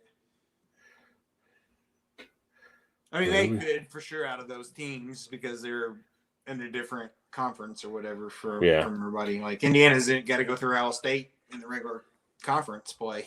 Yeah. Just to get to that point. So. Yeah, and James, you're right there. The history, I mean, low ABV session beer goes back in craft beer forever. I mean, so I don't know where that writer was. It was a West Virginia writer that had the article in there, but yeah, there's lots of low ABV type stuff out there, and craft beer still exploded. Great, non-alcoholic as well. Huh? He just come out with a couple of days ago with a new IPA, but it's only like 4%. Yeah. Some of those low ABV type beers. What did I have? Oh, I had the one, and you get these guys, Mile Wide. I had their Idlewild the other day. Oh, yeah. That's their session IPA. Session IPA is 5%. I'm like, well, usually a true session is usually about 2.5 to 3 or whatever. But I'm like, you know what? I can go 5 on a session. That works for me, Yeah. but I'm like, what'd you think of it? It was all right. I've had it before at one of the beer fests, but I was just thinking of like, he's like, was that the Princess Bride? You use that word, but I don't think you know what it means. Like, you know the definition of that. Yeah. That didn't realize it was that high. Yeah, it was a 5% session. I'm like, it's not really a session. I mean, I don't know. Did they change the BJCP guidelines? Yeah. Yeah, unless they did change the guidelines. I don't know. But in America, we just whatever you want. Yeah, but that would not be something you would usually call a session, but it'd just be like an IPA at that level. But You I'd know, be you like, do oh, that's you. a You do barrel you. aged imperial stout Yeah. sessionable at 14%. Like, really? Okay. It's like for us at Mile Wide, this is a session beer. Okay, cool. I got you. Now, with a lot of the Uh, IPAs and stuff they do make, it really would be a session in comparison. But oh yeah, yeah.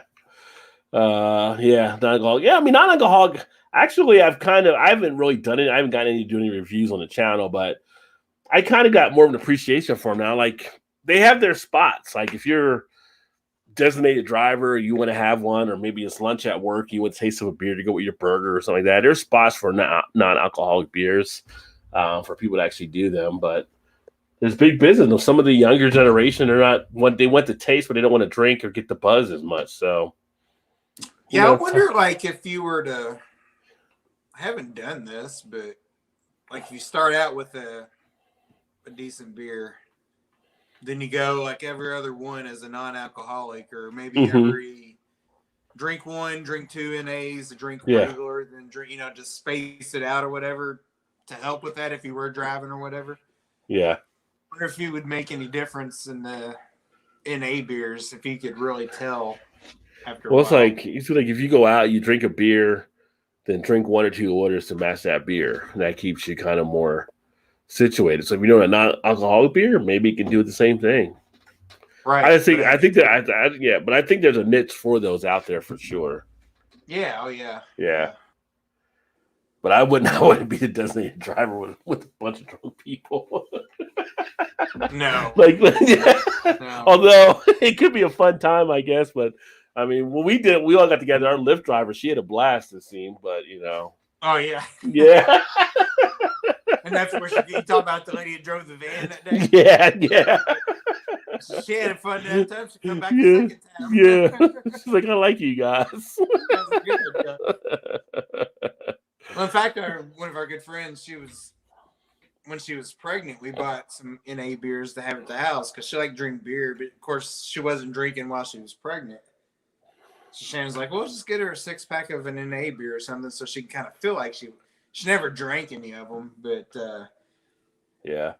She said the same thing. She was like, God, you guys are obnoxious when you're all drinking. I'm like, you just now notice that? She's like, well, yeah, but I'm usually drinking with you guys, so I don't ever know any difference. I'm like, I guess so. I was like, yeah, I guess that's true. Yeah, I've been a designated driver when we went out of town back. I want to say it was like 2003, 2004. Me and a couple of friends up to the Michigan game to see them against Rice, people I worked with my old job. And so we went out, and one night, Saturday, we went out. So, well, I'll be the designated driver. No big deal. We went out to a couple of the different bars, kind of hung out, talked and stuff. And then going back to the hotel, are you driving the right way? Like, are you going the right way? Like, it's like, look, I'm the only one sober up here right now. Like, I know where I'm going. They're like, sit back there and be quiet. 3 other drunk guys in the car trying to give directions from the back seat. Is like, y'all just shut the hell up. Yeah. I was like, I'm not going to do this again.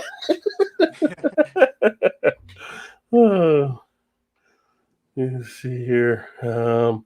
Like making a chemical because you want the smell of a fart without actually farting. I don't know if anybody wants to smell of a fart though. Yeah, I don't know if anybody wants that. I was like, maybe the smell of a steak, but you don't want the steak, but a fart? I don't know about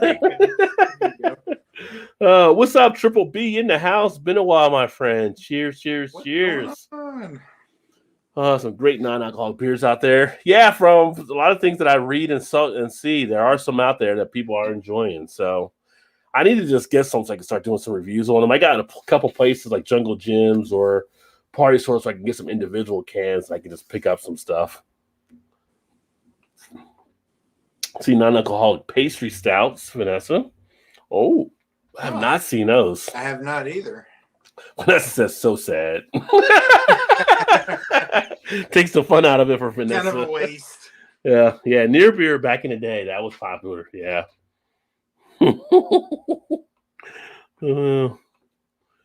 If you won't drink, I can make a very tasty small strawberry smoothie. Well, there you go. That can work too. Interesting. Like they have when you go to like some of the restaurants on their menu, they'll have the non-alcoholic and they'll be like smoothie type drinks and stuff there. Yeah. Vanessa, that sounds great. Like CB doesn't really drink as much. He smokes, but he doesn't really drink, so he probably like a smoothie like that. My cat just woke up and is sitting here staring at me. He wants one of those smoothies. Yeah. I mean, the strawberry smoothie with Tropicana kiwi strawberry juice, fresh frozen strawberries, heavy cream from the farm, ice cubes very thick, so initially eat it with a spoon. Wow. I picture all of that. Vanessa goes out back and picks the fruit out of the trees. Yeah. Milks the cow or whatever, and then, like everything's straight out of the backyard. Right. No store-bought anything. All organic, I'm sure. That's yeah. right, yes. Usually put vodka or rum in it. There you go. Well, there you go. Like a daiquiri ice cream. It's like a daiquiri ice cream. I like that idea. If I had a few, want to pace myself, I might pick up a non-alcoholic beer instead of water. Yeah. Like you break up the routine and you're not, still pounding alcohol into yourself, but you're still part of everything. Designated driver, I always have bartender make me an iced tea, no alcohol. Yeah. Or an iced Coca-Cola. During Ontario summer, the trend beers are the double dry hop 4% pales, all impact and crushable. Yeah, 4% on that would definitely be crushable, I would believe. Yeah. Yeah, so we're probably going to that brewery tomorrow, so I definitely want to try the 4% IPA just to see. What's up, Rick? Cheers, homie, down in Texas. What's going on? Rick? Every time I see Rick come in with his little barbecue thing, I start thinking about barbecue, of course. And I know. It's like, oh, no. It's like I haven't made barbecue in a while. I need to make some or get some. We got a nice barbecue place on the street. Probably I got a grill now. I haven't used it as much as I probably could use it, but we got Harmon's Barbecue, which does some really good barbecue 10 minutes from us. I'm like, I could just drive down and get some. Just easier. Yeah. Saves a lot of time. Yeah. That's where Mom went to for lunch today. We went to. Do you guys have a mission barbecue there? No, I haven't heard of them. No. So I think they're sort of a chain, but they're military background. I don't know if the guy that started it was a military guy. But I think every day, at noon or something, they do either the national anthem or the Pledge of Allegiance or something, and they give all kinds of discounts if you have military credentials or whatever. But their barbecue is really good, so that's where we went to for lunch today. And it's kind of one of those deals. You go in, you order, nobody serves you food. They just holler your name and you go back up and get it. So it's kind of like a cafeteria-ish style type. Yeah, probably like a military type service there. Yeah, but it's pretty good. So what's I know there's some in Kentucky, in Louisville, but I didn't know if you had any. I haven't heard. I haven't seen or heard of them, but if they come up here, I'd definitely check them out. But what's your favorite barbecue meat?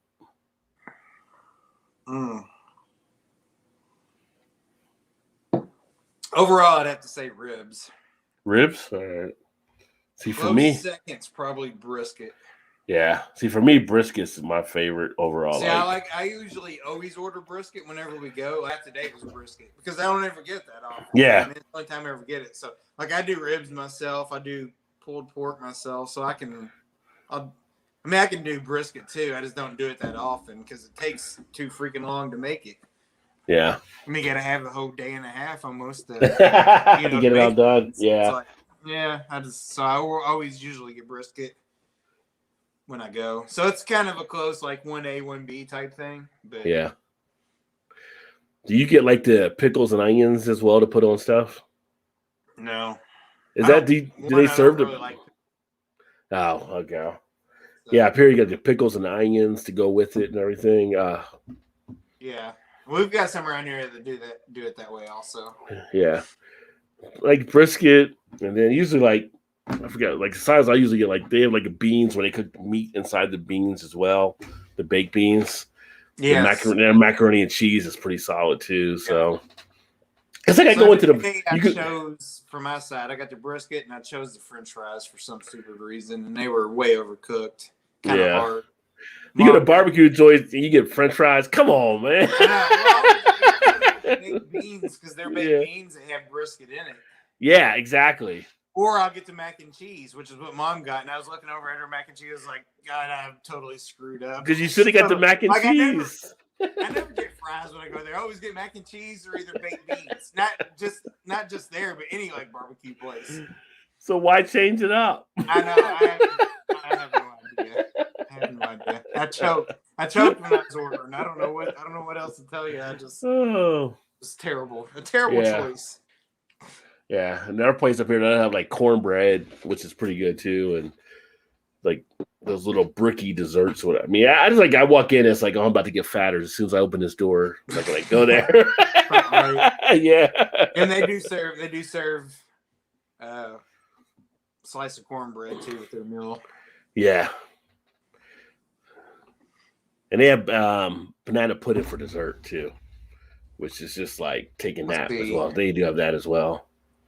Today, which I think might be a special, they had like a grilled or a smoked like shrimp, kind of like a shrimp on the Barbie type thing. Look, somebody was sitting there when we walked in and eating it. It looked really good. But I was like, I'm not going to a barbecue place and getting shrimp. Putting a shrimp on the Barbie, yeah. Although it looked really good, and I was half tempted to maybe get it, but I was like, no, I gotta get brisket. Tab soda back in the day, less calories. No, yeah, Tab. That was on the food that built America when they talk about the soda wars and stuff. And Tab, like, I mean, that was just totally pitched to women back then for the calorie type thing. Cans and everything. That's back for you young kids out there where women were doing like this thing called jazzercise.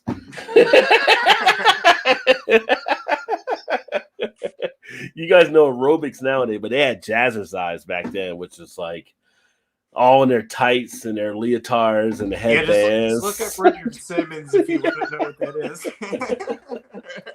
Oh man, it's like, who came up with the idea in the 80s for the jazzercise? That was something. And then they have Tab afterwards. So yes. Some of the pictures from the 80s when you look back at what we were wearing, it's kind of scary. Did you ever know anybody that drank Tab? Yeah, I knew people that drank Tab. Tab was pretty popular. I didn't know that meant like one of my mom and dad's good friends when I was younger, as growing up, I remember they always drank Tab. Not both of them, but she always drank Tab, or maybe it was their daughter that drank Tab. One of them drank it, and I was like, that's the only person I really ever knew that ever drank it. Yeah. I knew people that were upset when they stopped making it. It was pretty popular up in Jersey, so. Vanessa made smoked pork ribs the other day. Barbecue pork ribs. When you cook enough for leftovers, they are so delicious, cold out of the fridge. Yeah. Drinking my last waddle by off collar is so good. Raises pinky and laughs condescendingly. Some things you gotta go there. You're drinking up. Get that pinky down. Get that pinky down. It won't let me. It just keeps rising for some reason. I'm not sure why. It feels like it should be right here. Yeah. Pulled pork guy, Memphis style with creamy coleslaw on top. Yeah. Yeah, coleslaw on top of that. Pulled pork is good too. I like some pulled pork to make the sandwiches. But brisket is probably my number one. Then I'd probably have ribs after. I'm kind of reverse of you on the ribs. Yeah. Which is kind of weird because when you say that, like anytime we go to a barbecue place, it's always brisket. So you'd think brisket would be ahead. Yeah. So I guess it kind of depends. If I'm eating out, it's brisket, but if I'm doing it at home, it's ribs. Yeah. But it's close. Yeah, it's close. I can go either way. I almost got ribs today, as a matter of fact. Well, ribs are always good for the most part, done right. I do whole brisket. Started at 0400 hours, so 4 a.m. Vanessa's up there getting the brisket ready. That's about right if you want to eat it at a decent time for dinner. Come on, you can cook a 10-pound brisket in 8 hours, Rick says. Well, Rick's got the whole setup with everything now, like. Yeah, but Rick, is that just the flat or is that the point also? It took me, last time I did brisket, it was about a 12-hour ordeal just for the brisket flat. Yeah. For people out there who don't really know what the point in the flat is like the real thin part of the brisket. And then you get like the fatter part on the end, which is what they call the point, which is also what they cut up and make burnt ends out of. Oh, Minnesota's collapsing now. Ohio State's got a fumble recovery for a touchdown, and now they're going to be up 30-21, I think. Fresh cut fries with the barbecue. I mean, you could have fries. Just you got so many other good dishes. Use the barbecue joints. Yeah. Or you get the. That's probably why I just got the fries, because I always get the other things all the time. So I was like, I'll try their fries. Even the green beans with like the pork fat or whatever they put into them are usually good. Yeah, that's one of the sides also. I totally. Yeah. After we totally botched that up. You need to go back and do a makeup. I usually would never do. I don't ever do that. So I was like, what? I don't have no idea. It just sounded good at the time. That's probably why the fries are overcooked, because nobody ever orders the fries. Like, this guy wants fries. Here's the weird thing. When we ordered, the lady turned around and said, we got an order of fries, so put them down.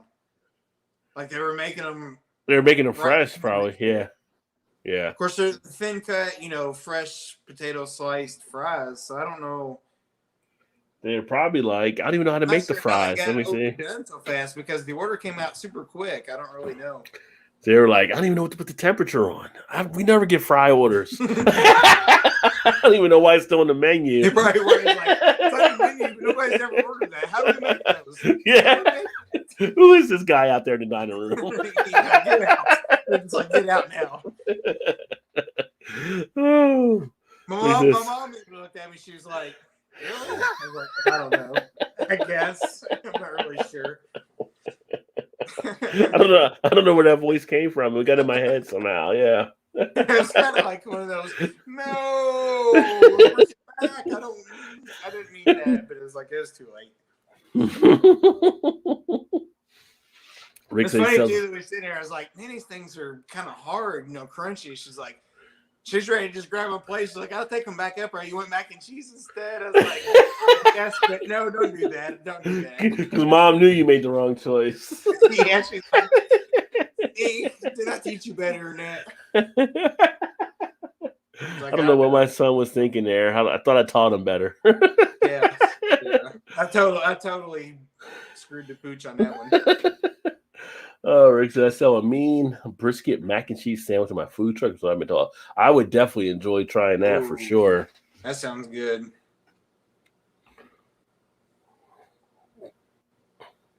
It's a load of Vanessa, and my husband gets an item called the Mac Attack here. Brisket piled on top of baked mac and cheese.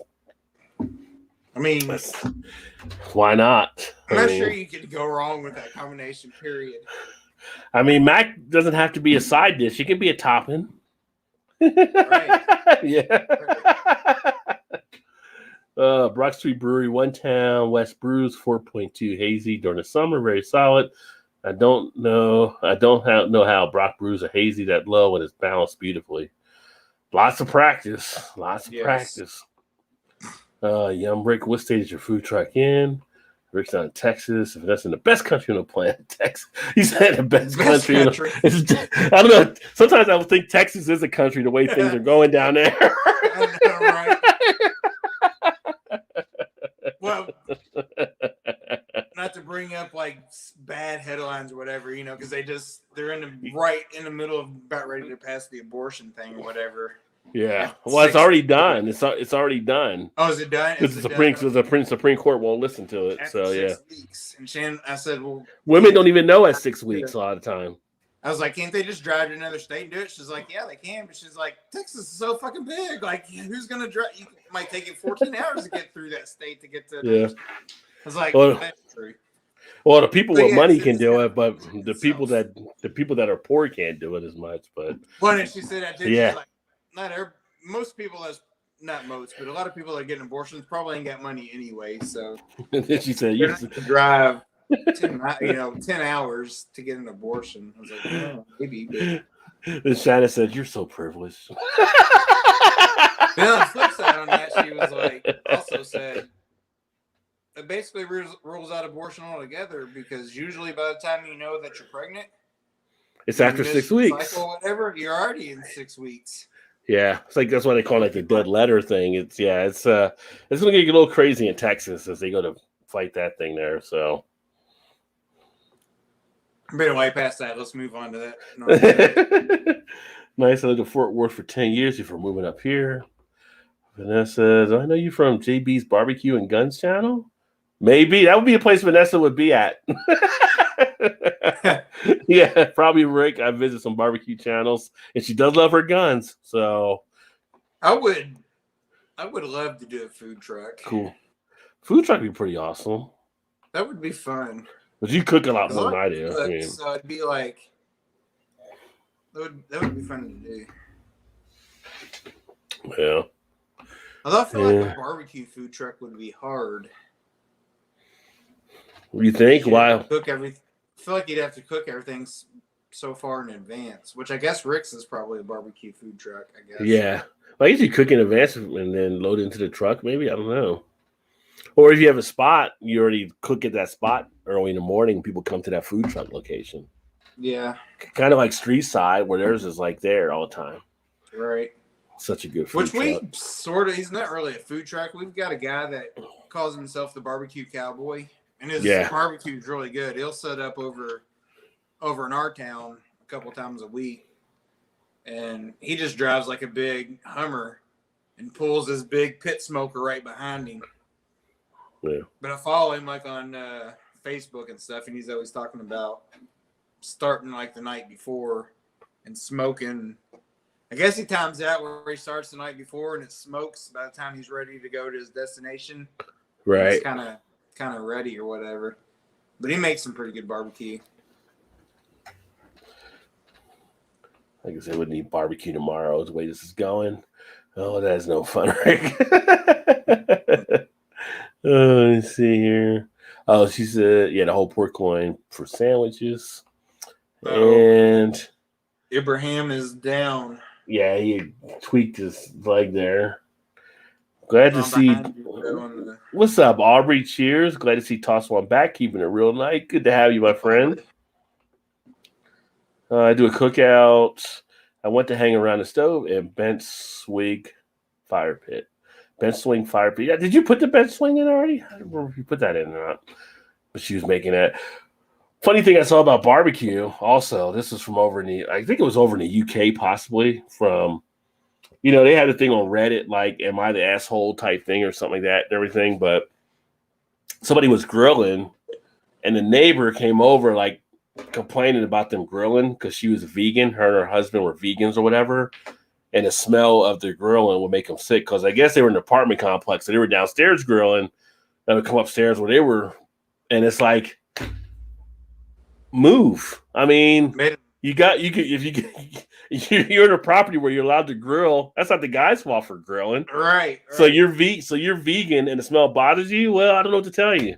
Move to a house. Go get your own location. I mean, it's just like, if people were just like hammering, like, just the audacity for someone to come down there. And then of course some of the vegan people and stuff were on there too. Like, well, we don't like the smell of it either, but it should be this or that, or do it inside and then bring it outside. Like, why? You got to grill outside. Why not use the grill outside? Like, I was gonna say, you do that inside. What do you? Yeah, they're like, oh, get an electric grill. Like, no, it's look, you don't like it, then get your own house. Just don't get your own house. Yeah, right. So. Yeah, I'm like you. Don't smell it. People are just like crazy. Go away for a while and then come back. Yeah, I mean, you got to grill there for a reason. Like, who's not going to use it, right? So. Like, they have every right to grill that, then. Humanity has me constantly questioning what's going on in our world. So I don't know if you saw my Facebook page. If you get a chance, check it out. I put a thing that Jimmy Kimmel did asking about what is a Karen, and they were interviewing little kids. I actually saw it yesterday. I think did you? It might have been a TikTok or something. I don't remember, but I saw it. Yeah, it was pretty funny. The little kids are cracking me up with their impressions. Yeah, that was good.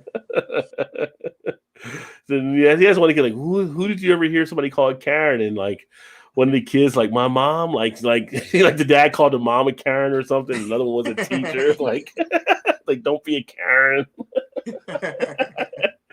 Oh, hilarious. Yeah, Paul said They don't hold back at all. That's for sure. No. Did 8 pounds in an hour because screw it, I was hungry. Well, Paul, you don't always cook all your food, so Paul eat a raw steak if he needs to. Right. Drinking the Nickelbrook Headstock IPA, old school West Coast Simcoe Amarillo Mosaic with Cali yeast, son. Nice. I need to get some Nickelbrook beers. I can actually get them here. I never picked them up, but I always hear good stuff about Nickelbrook. You can get them at Jungle Gyms, right? Yeah, Jungle Gyms and party stores, I think, too. I know Jungle Gyms for sure. To me, the size are a true measure of barbecue joint. Yeah, you got to have the good size to go with it, but our barbecue place here has a good macaroni. It's got the good green beans. You can get French fries, although I've never ordered the French fries. I don't know. It's just, it happens. You were kind of caught up in it all. Our barbecue place here, because I've been there several times, their sides are really good. I've never had the fries. Maybe that's why I was like, yeah, I'll have the fries. Yeah. You're like, oh, fries again. But now you'll know. Now you know. Right, exactly. Never again like those. Stay in my lane. I'm not going out of my lane again. I'm going to stay right here where I know what's what. Same time, it's baked beans. Yeah. It might be 60-40 baked beans or mac and cheese. Right. Or the occasional maybe green bean, but not green beans kind of like fries. Yeah. Like, nah. Even maybe potato salad, depending on the place, right? So it is snowing in Minnesota. I just saw it on my TV in front of the press box. You'll see it when it comes up there. That's what I saw a while ago. It was like, I thought maybe it's just slow motion rain. I wasn't sure what that was. No, that's snow. And not Informer either. So you can smoke some meats, but can you cook? That's a good dated question. Yeah, I'm behind you big time. Let's see. Let's just come back on. If they show the press box, you'll see it in front. As a health inspector in Air Force in Alaska, I walked to a meat cutting room. I was there to inspect the hanging hindquarters further. I'm sure you found something. It totally looks like snow, but that's what I saw a while ago. I don't know if it is or not, though. I think it's rain. I don't know. It looked like snow in there, but it's not on the field. No. It's just weird. This is weird. Don't eat the normal barbecue size, so I would do the fries, Paul said. So there you have it. Now you're agreeing with Paul. So now you know. Thanks, Paul. Long day and only had two. You're in the wrong. Aubrey says, long day and I only have 2 25-ounce nasty rice down Bud Ice slice. Tomorrow's Friday. Beer run on a Labor Day weekend, son. There you go. I'm actually have a little bit of this right now. A little Basil Hayden's. Little whiskey for the nightcap here. And the meat cutters were always joking around. I approached one hind quarter and sliced off a hunk under the skirt. I ate it there on the spot. Whoa. Vanessa laying down the law early on. I've never had raw meat like that. Although you can do it with beef, I guess. Because, Russian, they do what? Steak tartare or whatever. It's not cooked. Fries, beans, mac and cheese, cornbread. Jeez. It's all size of barbecue spots. All 30-some-odd meat cutters ran to the restroom. Vanessa, she just walks in. She punked out the kitchen just like that.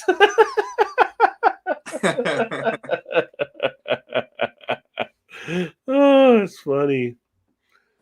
Don't mess with Vanessa. Not into any of that, Eric.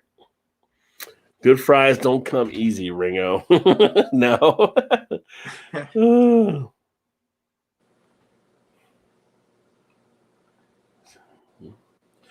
The law will be sent to the court. Supreme Court just agreed not to stop the law. No, the Supreme Court decided not to weigh in on it, but they're going to have legal challenges that'll definitely pop up now. But it'll be interesting. Congress is trying to do something as well, but it's just the whole thing with the whole thing is like they turned back like so many years there. Hell yeah, homemade mac and cheese, cream corn, potato salad, barbecue beans, smoked cheesy potatoes, cornbread, and collard greens. That sounds like a hell of a good barbecue truck to me. No kidding. Yeah, sounds really good. Cheers, Vanessa. Maybe okay with cheesy potatoes, but that's it. That's what Paul says. He'll go to cheesy potatoes, but he's not going to push it. So question to Rick: if you were to go up and order off his food truck, what would a plate look like? Like, do you just order the meats and then the sides, or is it like a combination? And what the price would be? What do you mean? Like, do you have to? Well, I mean, can you just get like meats, or do you have like a combination one where you get like a combination, everything's together? Oh, gotcha. Or yeah. And then what would the price be for like a, I don't know, like a sandwich, or if you don't get the bread, something on the side or whatever. Yeah. Meat on the side. Just kind of curious what the price of something like that would be like in Texas. Speaking of bread, that's one thing I never got, maybe because I grew up in the North. Well, some of the barbecue stuff they give you, like some places they'll give you, like you get the barbecue and you have a slice of white bread with it.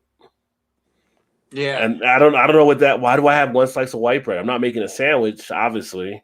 Yeah. I don't know what the juices or the barbecue. I don't know. I don't know. I just never really mess with it because it's just like, why do I have a piece of white bread with the barbecue? I just don't know. But see, the place we went to today, they give you the option of, I think they call it like the meat platter. Yeah. Not sure why they call it the platter, but if you just order that, it's just the meat itself. Or you can buy the sandwich. Yeah. The meat on a bun or whatever. The platters, I think, gives you a little more because it's like 50 cents or 75 cents more than the sandwich. I'm like, I don't need the bread. I just want the meat. Yeah, the place I go to usually get the meats and I order the sides, but I think they do have combination things you can do too for a meal. Now, the one thing they don't have wings. Oh, my place has wings. They have some pretty tasty wings too. Yeah. Like fat wings. Like I don't ever think I'd ever go back to Buffalo Wild Wings again. Just like their wings are like terrible compared to a lot of wings places that are out there now. I don't even know why they still stay in business. Because you're paying a lot more than you need to pay. You're not getting great wings. Right? Yeah. It's just like maybe convenience or something, or people take their kids there so the kids can run around and they can sit there and have a beer or something. But I'm like, Buffalo Wild Wings, I think I'm over that place. Like there's nothing. Oh, Buffalo the wings. Yeah. You have the various sauces, which are good, but the wings themselves are like so small. They're not usually that great. No, they're terrible. Yeah. It's like terrible. Yeah, so it's like, why even go here for wings anymore? What's that wing place down the road from you that you go to sometimes? For me? Isn't it Buffalo something? Buffalo Bob's. That's at a different Buffalo spot. Bob's, yeah, like 10 minutes from me. Yeah, they got. I need to go over there at some point. They got some good stuff. They have good wings. There's some good food there. That's what popped in my head. But yeah, Buffalo Wild Wings, I think is terrible. I think they're awful. Yeah, it's like, why? I mean, I will say they have a nice Nashville hot chicken sandwich, but if you're known for the wings, that wing should be the thing that brings people in. And just for me, I'm feeling like, 15 years ago, you guys were definitely doing a good thing, but now you're kind of just like another chain out there. You know who actually has a good Nashville hot chicken, like tenders, is KFC. Really? Yeah. I haven't had KFC in a while either. It's pretty good. Like it's good. Like the breading on it's not kind of crispy and good, but it's got the good like sweetness and the heat to it for the the Nashville hot sauce or whatever. Yeah. Oh, we usually have our discussions about Popeyes on the show. So a couple weeks ago, we were like doing a DoorDash because we didn't feel like going and make anything or going anywhere. So it's like, why don't we get Popeyes? It's like, Popeyes, DoorDash. It's always like a flip of a coin, right? And it's like you go in there, make the order. So I got like a meal, and it was supposed to be like freaking 3 or 4 piece meal or whatever. And 4-piece meal because I was gonna get like the breast, the drumstick, the thigh, and the wing or whatever. Fuckers came and it was like they dropped it off, and the wife's order was fine. Mine was like 3 wings and like a breast and a thigh. Like that's not. Where's my drum? Like, why did you just change the order up? Like I didn't want 3 wings, and these wings aren't even the greatest wings, but.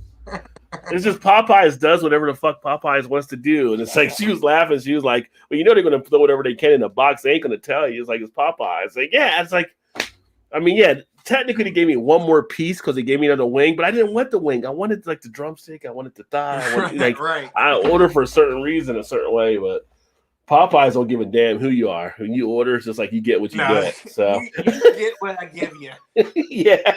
And you'll be happy about it. It's kind of exactly the way it is, too. Yeah. Like, you always feel like you're putting them out. Like when you go up to the window, they're just kind of just like, here you go. But I was like, that is not a place where Karen wants to talk to the manager. I'm just saying. You don't want to go to Popeye saying I want to talk to the manager. You're like, all right, get out. I ain't gonna talk to you. Just leave. You gotta get a refund. No, you can't have a refund. Get the hell out of my store. So I want to talk to the manager and be like, ooh, wrong words. You shouldn't have said that. The guy on the fries, he's backing up like, oh, it's about to get ugly in here. Like, yeah, everybody's like, yo, back away. It's not not gonna be pretty. Good old Popeyes. As for the manager, you better wear some boxing gloves when you go in there. Right. Yeah. Oh, yeah, I grew up in New Orleans, but you'll notice that I don't live there. New Orleans, great. Hopefully, knock on wood. New Orleans, I love visiting that city the times I've been down there, so hopefully they bounce back here, which I think they will. But, man, I'd have tore them up down there, too. I'd rather have a big, thick steak than barbecue. You're a huge steak fan. We know that. I love some good barbecue. Very tasty, Rick Vanessa said. Fries and barbecue just don't fix the tater salad. It's raisin free, son. Yeah, people don't need to put raisins in their potato salad. I don't know who started that, but they need to stop. So Why? I'm going to try something. No, you're not going to try something. You're going to go right by the recipe right here. They don't need to try anything. This ain't fucking Gordon Ramsay fucking chef show where you make shit up as you go. We have a set formula. Don't fuck it up. Not a sauce guy. Oh, potato salad. Yuck. I like some good potato salad. Sounds good. Rick said. Steak and fries work for sure. Real talk having here. Yeah, you know how we do. Steak with extra steak going together even better. Steak with extra steak. You get a steak on top of that. Saute mushrooms or another steak falls like another steak. Yeah. So Paul, are you a steak and an A1 guy, or you just eat the steak by itself? Oh, I think Paul eats it, but I don't think he puts A1. I think he does it by himself, but it's just barely cooked, I think, when he does it. He likes them pretty rare, yeah. But corn on the cob is a side. I do like corn on the cob. You get that at some of the barbecue spots too. I like a nice corn on the cob. I like grilled corn on the cob. Yeah, we have a barbecue place here also. It does a corn on the cob, and it's like a spicy. They kind of put like a spicy seasoning on it. It's really good. I think he gets like some of that bourbon butter to put on it. Ooh. Yeah.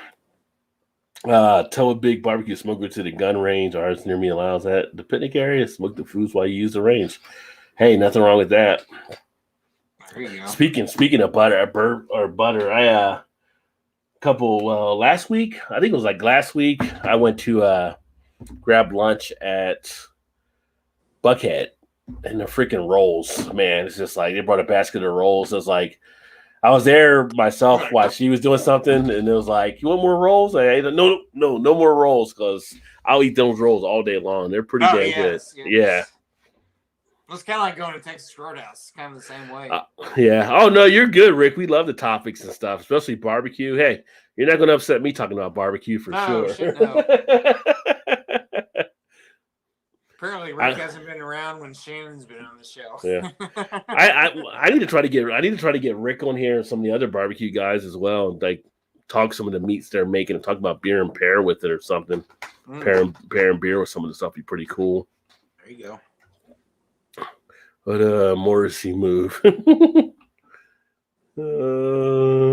Screw your grass trimmer. I'll cool and eat what I want. Vegans fart, but I don't tell them to leave because I don't like their smell. All right, man. That's your second fart joke tonight, Vanessa. I'm just saying. Yeah, the idea to try to do something like that is like, really, you're going to walk down there and like, I don't like the smell of your food because I'm a vegan and you should go not grill here or something. Get out of here, lady. I'd be like, well, maybe you should change your diet. Yeah. Grilled corn on the cob is always welcome, indeed. They should like gated delusional communities away from normal people. Vegan, that is. Yeah. I mean, yeah, if you're upset, like you need to go to where you need to go. Get away from here. Rick's laughing at Vanessa. And vegans kill farmlands and rodents. In Alaska, we had 5 families camping at a hunting trip. They're to hunt stuff. I shoot the first rabbit at the edge of the camp. I stripped out the fur and cleaned it on the spot. Yeah, that's why, like apocalypse, we all go to Vanessa's house. That's right. Yeah. Everyone started yelling, "Why did I kill the rabbit in front of everyone?" Like, where were we supposed to kill the rabbit? Are they going to eat the rabbit? I mean, you got to kill the rabbit at some point. Like, where else could I shoot it? He's going to run away if I didn't.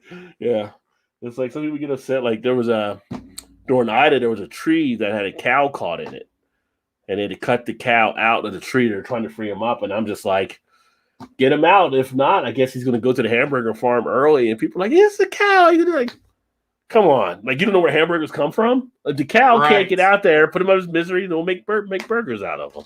Exactly. Oh, indeed. Nickelbrook is great, and the hipsters knock them like Bell was too, so you can get them good beers. Yeah, I've seen him a few times because Jungle Jim's has really got a nice little Canada aisle, so can definitely check out some Canadian beers. So why do they knock Bellwoods? I always heard that was good too. It's hipsters, I guess.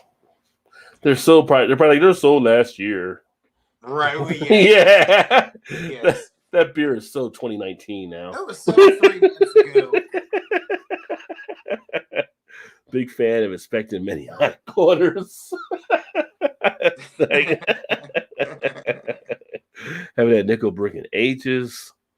That's rain. Rod rain is just getting a lot weird. I guess it is. I mean, but it did look like snow at one point, and up in Minnesota, they do get snow at this time of year at times. So yeah, who knows? Know. Yeah. That's why I thought. I was like, is it raining or snowing there? Wasn't sure. Basil Hayden, one of my favorites, so damn smooth. It is at that, my friend. Well, you poured you some. I should have went downstairs and got me one.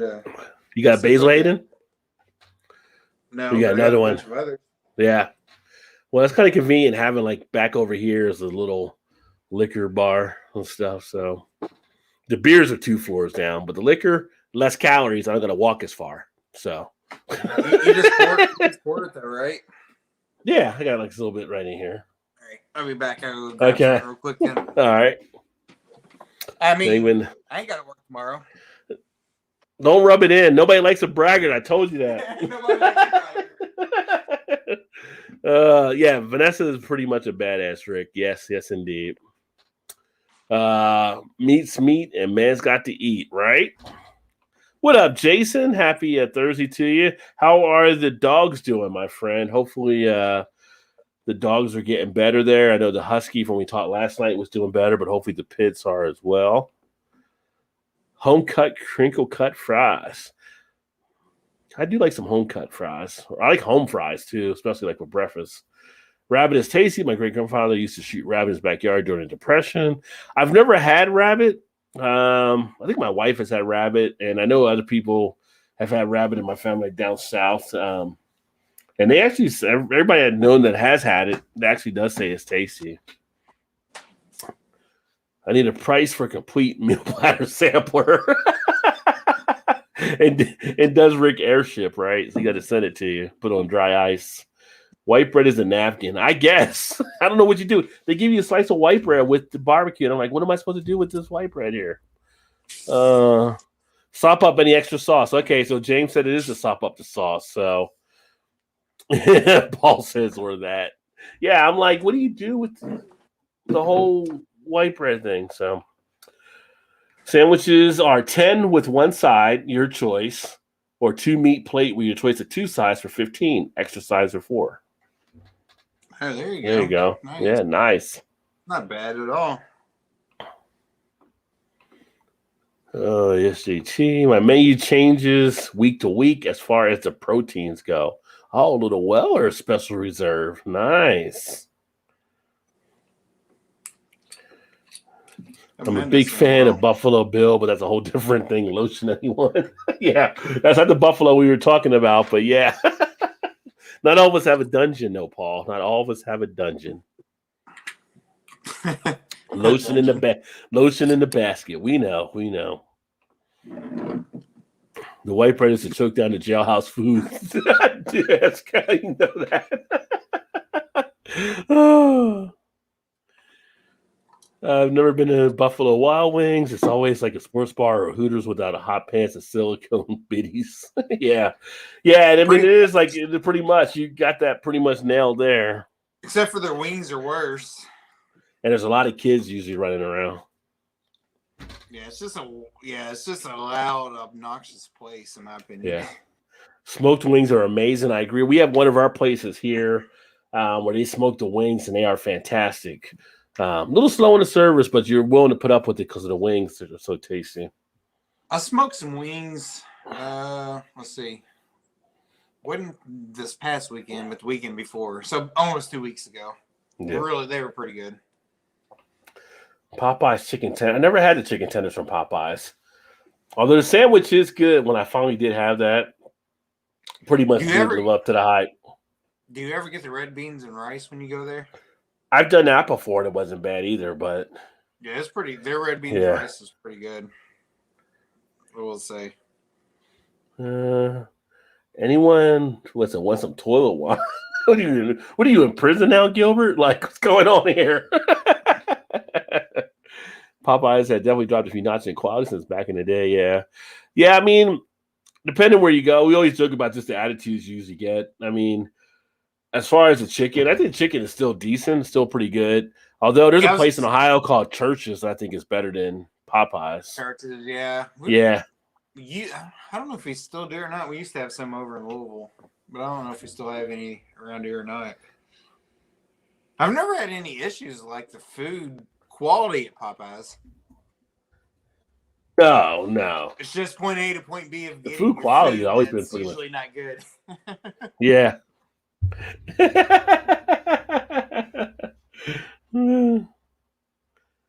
See, there was a place that used to be called like Sister's Chicken. I don't know if they're still open, but those used to be really good back in the day. Never had Popeyes, never will probably. I don't think they have Popeyes where you're at, Paul, though. What about Bojangles? You guys have any Bojangles?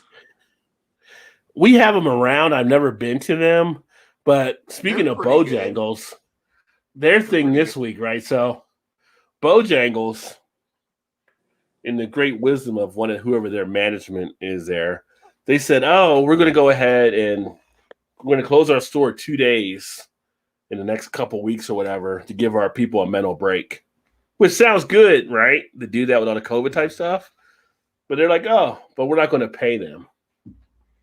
So you're basically just shutting them down, like when they don't have a day where they can make money as well. Like, so now instead of having a mental break dealing with that, now they got a mental break dealing to try to get the money they need to earn. Huh. With then earlier this week, Nike came out. They're giving their people a full week off for a mental break, but they're paying their people. That's how you do that. That's how you respect your employees, right? So it's like Bojangles. I don't know what you guys are thinking there, but yeah, you're really not really helping as much as you think you may be. Like your mind might be in the right place, but the outcome totally not. Yeah. Called the Magic Dinner Popeye box. Yeah, because sometimes it is magical. Like, What did I order? Okay. Let me open it up and see if it's what I ordered. Oh, last time I went to Popeyes for a 2-piece special to the drive-thru, I would end up with a box of biscuits. I was pissed when those biscuits were good. Yeah, those biscuits are good there. They are for sure. But that has surprised me though. Like, yeah, I have an order of whatever 2-piece meal with fries. Open up, you get like shrimp and Yeah. red beans and rice. Like, what the hell is this? Oh shit! Oh man! Don't throw a fit. Yeah. You can't do that Popeyes, son. You have to go drive through this shit for the full experience, right? Well, that's true too. Yeah. Oh. Steak with clarified butter and parsley. Yeah. There you go. Corn on the cob, cooked in a husk on a smoker. Yeah, I like that. Hey, what's going on there? Perfectly. Cheers, my friend. Good to see you. We're just here kicking it, having a little bit of fun tonight, as we do on Thursdays. I visit the farm and order a pig or two to get raised by the farm. See the piggies, if not already. I visit piggies on their lives, and the butcher packages the piggy's name on them. Oh, this piggy didn't make it home. Yeah. Poor little piggy. Poor little piggy. No, Vanessa's a simple old math teacher. No, nothing simple about you, Vanessa. No. I had to go check the smokers. Got a catering gig tomorrow. Well, awesome on that, Rick. 10 pork butts on the smoker. Good night and see y'all next week. Yeah, you too, brother. Wow. Yeah, have a good night. Have a good one and good luck with the event tomorrow and stuff. But yeah, I need to catch up with you so we can do like some type of barbecue beer pairing type special. So I'll reach out to you. Not a regular college football fan, so it's funny to see LSU with all those Buckeye stickers on their helmets. Yeah, they shouldn't have too many on because it's the beginning of the season now. But yeah, Bellwoods got too big for their sensitive hipsters, so they got too big. So they're like, oh, we can't drink them anymore because they're successful. They've done well, so we can't drink them anymore. Yes. Yeah, now it's mainstream-ish. Damn you for being successful. You're out of here. Drinking Black Lung Brewery. By the way, Chew is typing tonight. Hey, Chew, how you doing, my friend? Chew's on the keyboard. And I have the word Black Lung Brewery. That doesn't just sound appealing. I know. Right? Where are you going tonight? Black Lung? What? Are you guys former coal miners, maybe? What's going on here? Oh, that would be great, though, if it was like former coal miners over there, like the head brewers, the owners, or whatever. Yeah. I mean, it'd be a sick joke, but they'd be also funny. It would be. Talk about tongue in cheek with that. Yeah, it's like, really? You're going to name this app?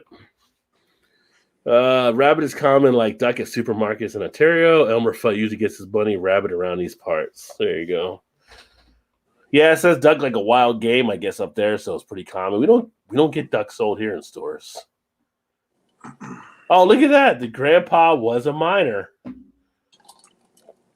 So he was a miner for Black Lung Brewery.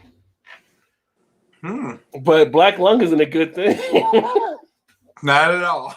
From my understanding, going to West Virginia, where the state's a coal mining state, like you didn't want to get Black Lung.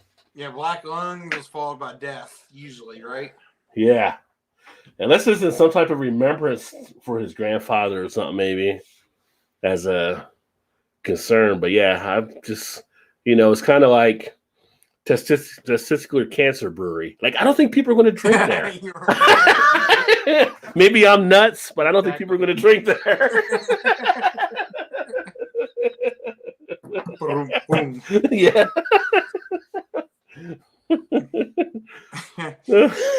One meat market. Yeah. The Lance Armstrong Brewery.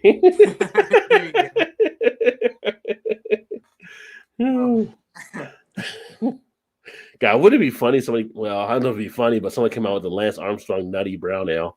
I'm just saying. I'm just spitballing that out there, like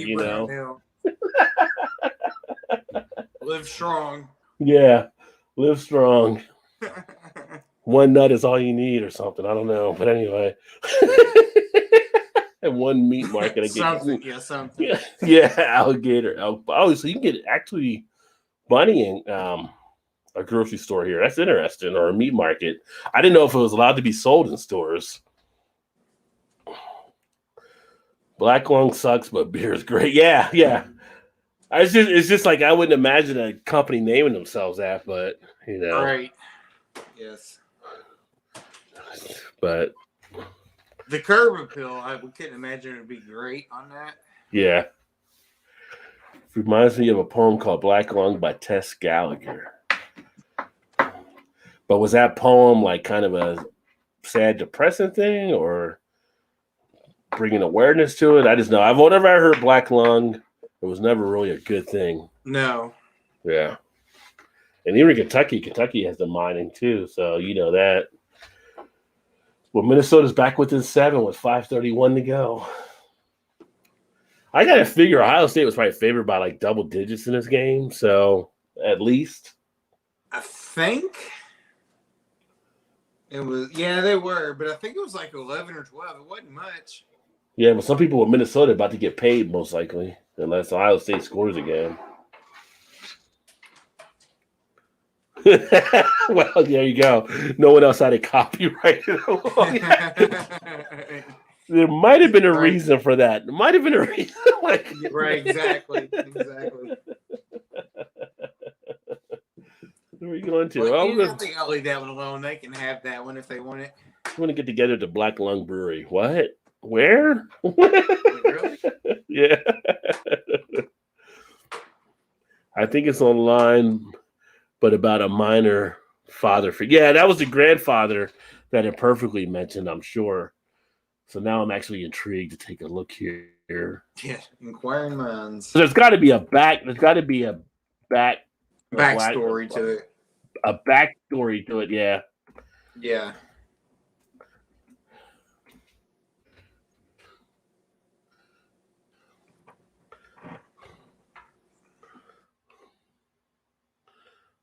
Let's see here.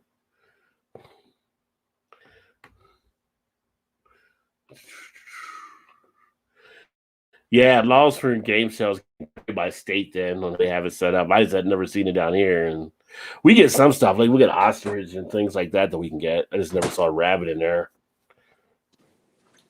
Yeah, I've never seen it like at the grocery store.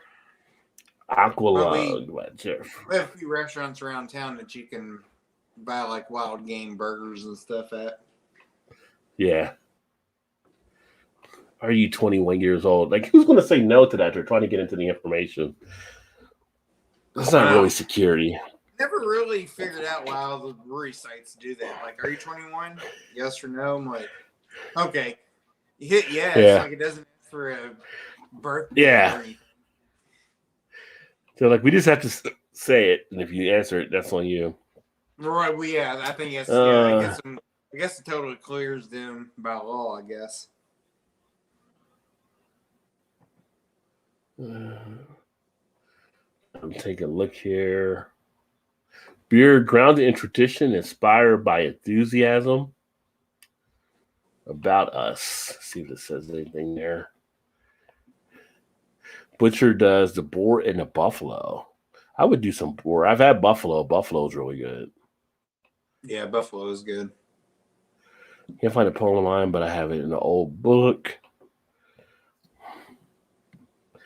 Shopping at the wrong grocery stores. Well, maybe if I went to some of the meat markets, maybe they do have it there. We actually have a pretty cool market here, Finley Market. Todd, you know that one, but they have a lot of different stuff there from butchers, so maybe they do have it there. Jungle Gyms will probably. Jungle Gyms, yeah, probably have it. I know one place you can definitely get it at. Yeah, Jungle Gyms International. They got all kinds of stuff. Yes.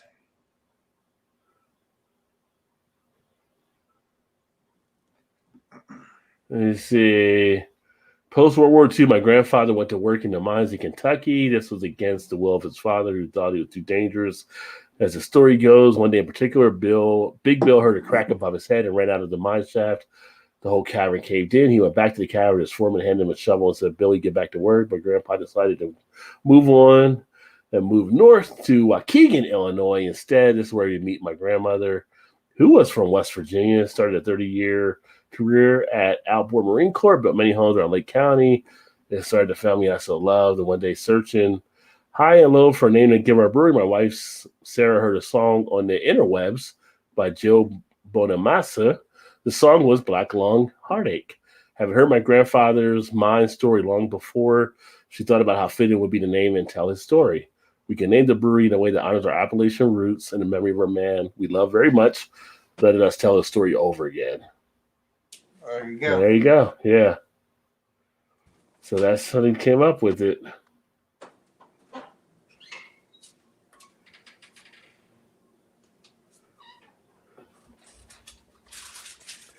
Aqualung blew my little shelter Catholic boy mind in 1974.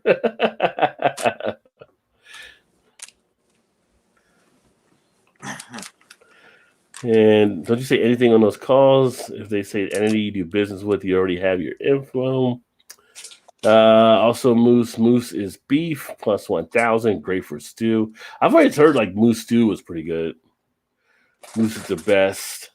Way better than beef. And beef is tasty. Damn, Minnesota just can't stop Ohio State. No, they scored again. I just saw that. Yeah.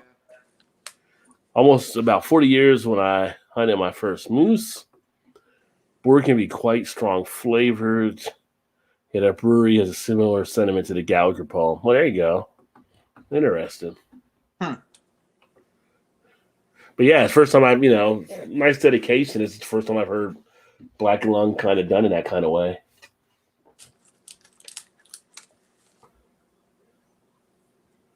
What state is that from? Stroud is the quarterback. I think it's Illinois, I believe. Let me double check.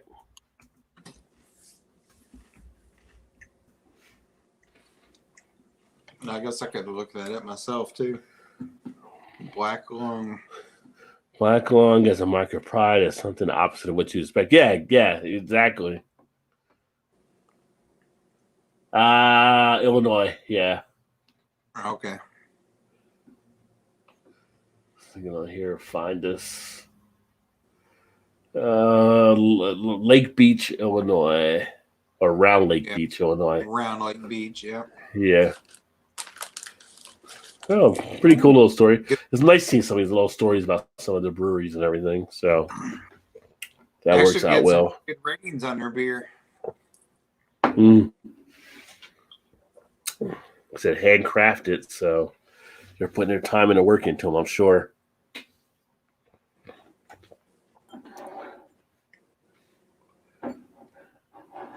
Yeah. Because you have to share some stuff next week about your visit to Highwire. Oh yeah, for sure. Hopefully, shouldn't be too bad when we go. Yeah, I wouldn't think crowd-wise it shouldn't be too bad. What time are you probably going? You think? Probably 3:00-ish or so. 3:00 or so. I'll try to reach out to the person I met from down at Highwire to let her know you guys are coming in and see if there's things she would recommend for you too. Okay, yeah. I'll let her know. Let's see. It'd probably be it might be 3:30, between 3:30 and 4. Yeah. Because her brother's gonna go too, so he's got to work. But he said he'll be home and be ready probably by 3 or so. So we'll go by and pick him up, and then probably be over there about 3:30 or so. Probably, I'd say. Somewhere there. Yeah, just let me know if you do. If you get hear back from him or whatever, just shoot me a message or something. Yeah, definitely. That should be an awesome experience. Which I'm surprised Paul doesn't really like him. I mean, that doesn't surprise me, obviously, but Paul was the Claw, right? He didn't say anything about Highwire. Oh, it was the Claw. Yeah, it was the. That's right. It was we the were Claw. kind of talking about both at the same time. That's why I was thinking Highwire, but yeah, the Claw. Yeah, you're right. Yeah. Yeah, I can't disagree with him on that one too much. You're like, yeah, all right, yeah, okay, that makes sense. Breweries I've been to lately. Actually, I don't go to breweries as much. I go here and there. I might go to Sam Adams on Sunday because they invited me to come down for the Oktoberfest that they're actually doing. But a lot of times I get the different beers and do it here.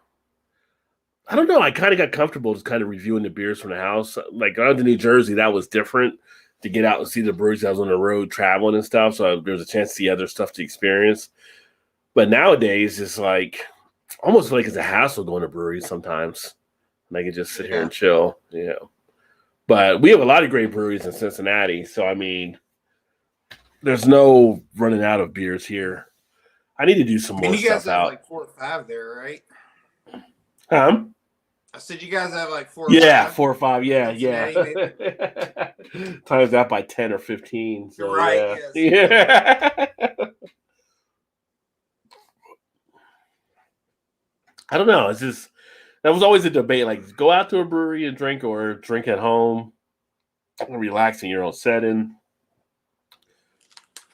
I don't know. I need to put more brewery stuff up there, but some of the breweries will contact me and they'll send stuff as well. So it's kind of like, I don't know.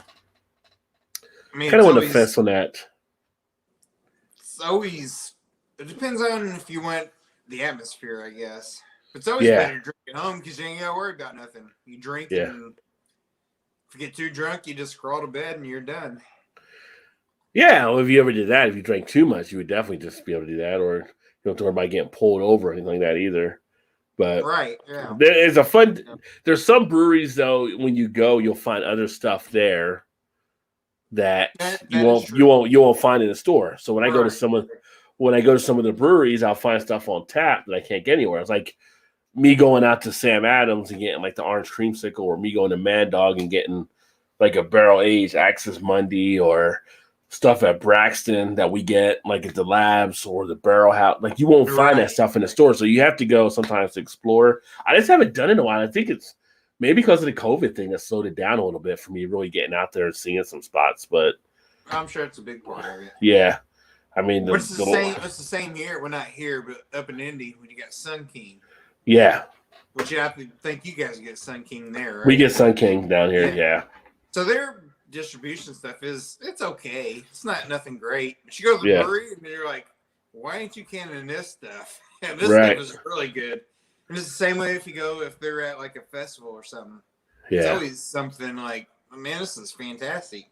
Yeah. I mean, you go and buy their cans at the grocery store or liquor store or whatever, and you're like, okay, they're okay. Yeah. Well, it's like when I just went to New Jersey and I went to Spellbound from my buddy back in high school. There's stuff that they have there that isn't being canned. And he gave me like some of the sours when I'll be doing the reviews on those that you have to go to the brewery to actually get. Or if I went to when I met with Alex over at Dr. Broodlittle's, they're like in operation there. They have some stuff canned, but there was stuff on tap they weren't canned, and that was great to taste. Right. So yeah. So it's just a matter of being able to get out. But I mean, throw a rock in any direction around here, pretty much you're going to find a good brewery. And we're having a new one put like about 1.5 miles from our house that'll be going in here the next year or so. So that'll be another one that'll be around. And Todd's been here. Todd knows. He knows how many breweries we have. Yeah, 4 or 5. Yeah. So yeah. You definitely won't go thirsty. That's for sure. No. Let's see. The local scene's growing too, but nothing near like Cincinnati. Cincinnati is, yeah. No, and now we're even a blimp on the radar to Cincinnati. And now that we're going to be like a couple of weeks from Oktoberfest, we'll have like that festival taking place, and like Eyinger will be here, and Paulaner, and brews coming over from Germany, Weistenfahner, and all of them. And it's like, I'll get good German beer. You'll get German beer that you don't get usually in the bottles because they're bringing it over from Germany where they're having kegged, that you'll find some good beers. So, do you think you go to that?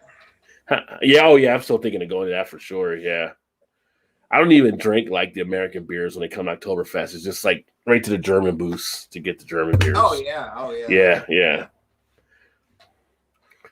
And then, so that'll be fun. In 2 weeks. Especially if you know it's different than the actual beer that you might get through distribution or whatever. Yeah. When they came a couple years ago, that's what got me into Keller beer, into that style, was when they came over from over in Germany, which was awesome. Let's see. Exactly. Yeah, you can't get Dovetail Rouse beer at the brewery itself, right? So sometimes you have to go to the brewery to find some different things. Like Braxton Labs, a lot of stuff when you guys came out, you go to Braxton Labs, you're finding stuff there that are doing a small batch. They're not canning. You have to be there to actually taste it. Right. So yeah. And Sun King Cream Ale was pretty good. So perfectly had that as well. The Sun King does make a pretty good cream ale. Yeah. That's pretty good for a distribution type beer. Yeah. Said, I don't know about exclusive miscellaneous. Hey, miscellaneous, please sit and chat and chit chat with us. Chit chatters, please. Sours, I got on miscellaneous. Yeah. Yeah, I haven't done a sour reviews in a while, so I have some of those coming. Sun King Cream Ale sounds intriguing. Yeah, they're out of Indiana. It's a decent cream ale. They actually teamed up with Rheingeist on a few things, which James mentioned. I saw some Rheingeist at a local bottle shop, but opted for the OIB instead. But yeah, Rheingeist distribution has been growing really well. Like they're up in Illinois, I know they're in Massachusetts. They're all over. So I think that piece I mentioned earlier, they were ranked number 5 here in Cincinnati by the person that wrote it, but they're solid. I always enjoy some nice Rheingeist beers from here and there. Their brewery is pretty damn cool too, though. Well, they got away from just being kind of that IPA label that they had for a while, which was nice. Once they found their footing. Stouts and moonshine, 2 good things. And dill pickles. Cannon season starts today. Which y'all's probably all day. Yeah. Yeah, so there's a lot of good stuff Vanessa has there, I'm sure. But do you think, on going back to the distribution thing, like Sun King, for instance, distros, like, yeah, it's okay, it's not bad. Do you think that hurts a brewery, sort of, in a sense, like maybe you pick something up at the store and you have it and you're like, yeah, it's just okay. So if you're actually in the area to go to the brewery, you're like, kind of think back of what you've had at the store and you're like, nah, I don't really want to go there. But you might be missing out on a bunch of really good stuff that you don't get in a can. You know what I'm saying? Like, yeah, brewery only type thing. Do you think that's kind of a downfall for not just Sun King in general, but just breweries across the board where they may not do that, for every. I think there's some beers that some breweries put out that might not be their best stuff, and I think that affects the attitude of people maybe going to try them. Like, I'll say here in Cincinnati, for instance, there's some beers that Christopher Moreline puts out. Right. Yeah. That does reviews. That's a good example right there. And some of the beers I've had from them don't make it intriguing for me to want to go to their brewery. But I've been to their brewery before, and they've got good beers on tap. So I think it kind of hurts them with some of the stuff where they decide to can. And again, you're getting into what people prefer, what their palates may be out there. But what they're putting out there that I've had, it doesn't entice me to go to want to try more. I would say even like some of the stuff like Mad Tree may do. Mad Tree has some solid beers, obviously. But you get into a couple things they'll put out, like their shade. I'm not a big fan of their shade. If that was the first beer I tried for them, that might not what make me say I want to go check out their brewery. But being at their brewery and knowing the stuff they have on tap, it's a great place to go because everybody can find a beer there. So I think companies have to be careful about the beers they actually choose because it puts a first impression. With like a Mad Tree, they do put out like a Galaxy High or oh yeah, they put out other good stuff. It's just a matter of what you may pick up. Right. Puts you that way, but not most breweries don't do that for the most part. But it's like if they have like a 5 or 6 lineup type beer, and they don't do like an extra. At least not that I'm aware of, where they might be like a specialty type beer. Yeah, let's get this and draw you towards that brewery. Of course, I know it's regional and, whatever. Like somebody from New York or Massachusetts isn't going to drive to go to Sun King just to go to Sun King. Yeah. But, the stuff that they do at the brewery, probably if they put that in a can, might draw people there. You know what I'm saying? Like, I feel like they should. I feel like breweries at times are missing out by not putting out sort of the specialty thing, just in a limited release or whatever, It depends on the brewery and what they're going for, I guess. I mean, Of course, I know it costs money and everything too when you do that, but yeah. I mean, I mentioned those breweries, but if I mention like say a Listerman, everything I have from a Listerman is solid. Like I would want to go to Listerman Brewery because their beers are always good. If I mention right. if I mention a street side, what I pick up from street side of the store makes me want to go to their brewery because of the taste. Braxton the same way for the most part. So it all depends. It doesn't mean the brewery's gonna be bad, but it's kind of like what you pick up. I feel like no, you're right. You're right. It's just a risk of what you're putting out there, what people are gonna be drawn to, and you're following your sales and stuff too. So if everybody's buying IPA, more breweries are putting out IPAs, but your IPA may not be the best thing you offer. And people may not be aware of that either, but you're trying to draw people in. So it's it's a thing that you have to calculate out to see what you want to do there. And I mean, obviously, expense wise, a brewery can't put out in a can every single or a bottle, whatever, every single thing they brew.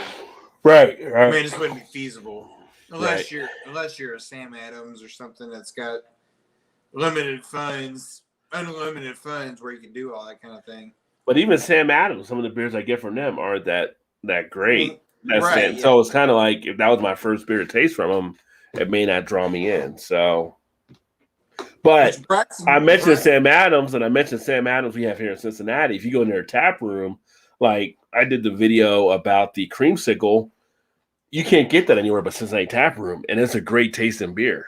Right. But you would not get that on the shelves.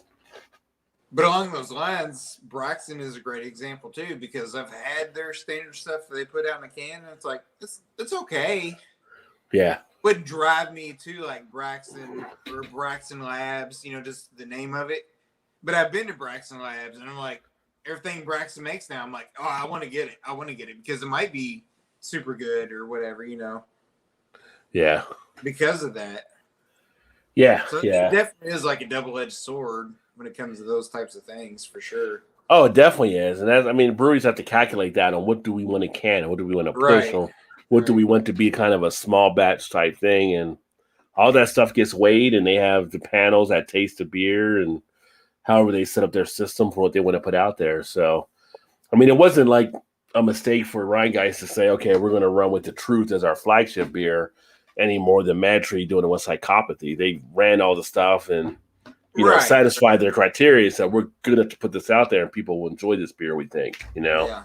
So we'll put that out there, and then we'll add these other stuff out there during the course of the year, see how people feel about it. So, well, Mad Tree is the same way. Like that day we were in Cincinnati, and we went to the brewery after we left you that day, or when you split off from us, and it was like they had a lot of stuff on tap that you would never get in a can. That you would never get anywhere. Yeah.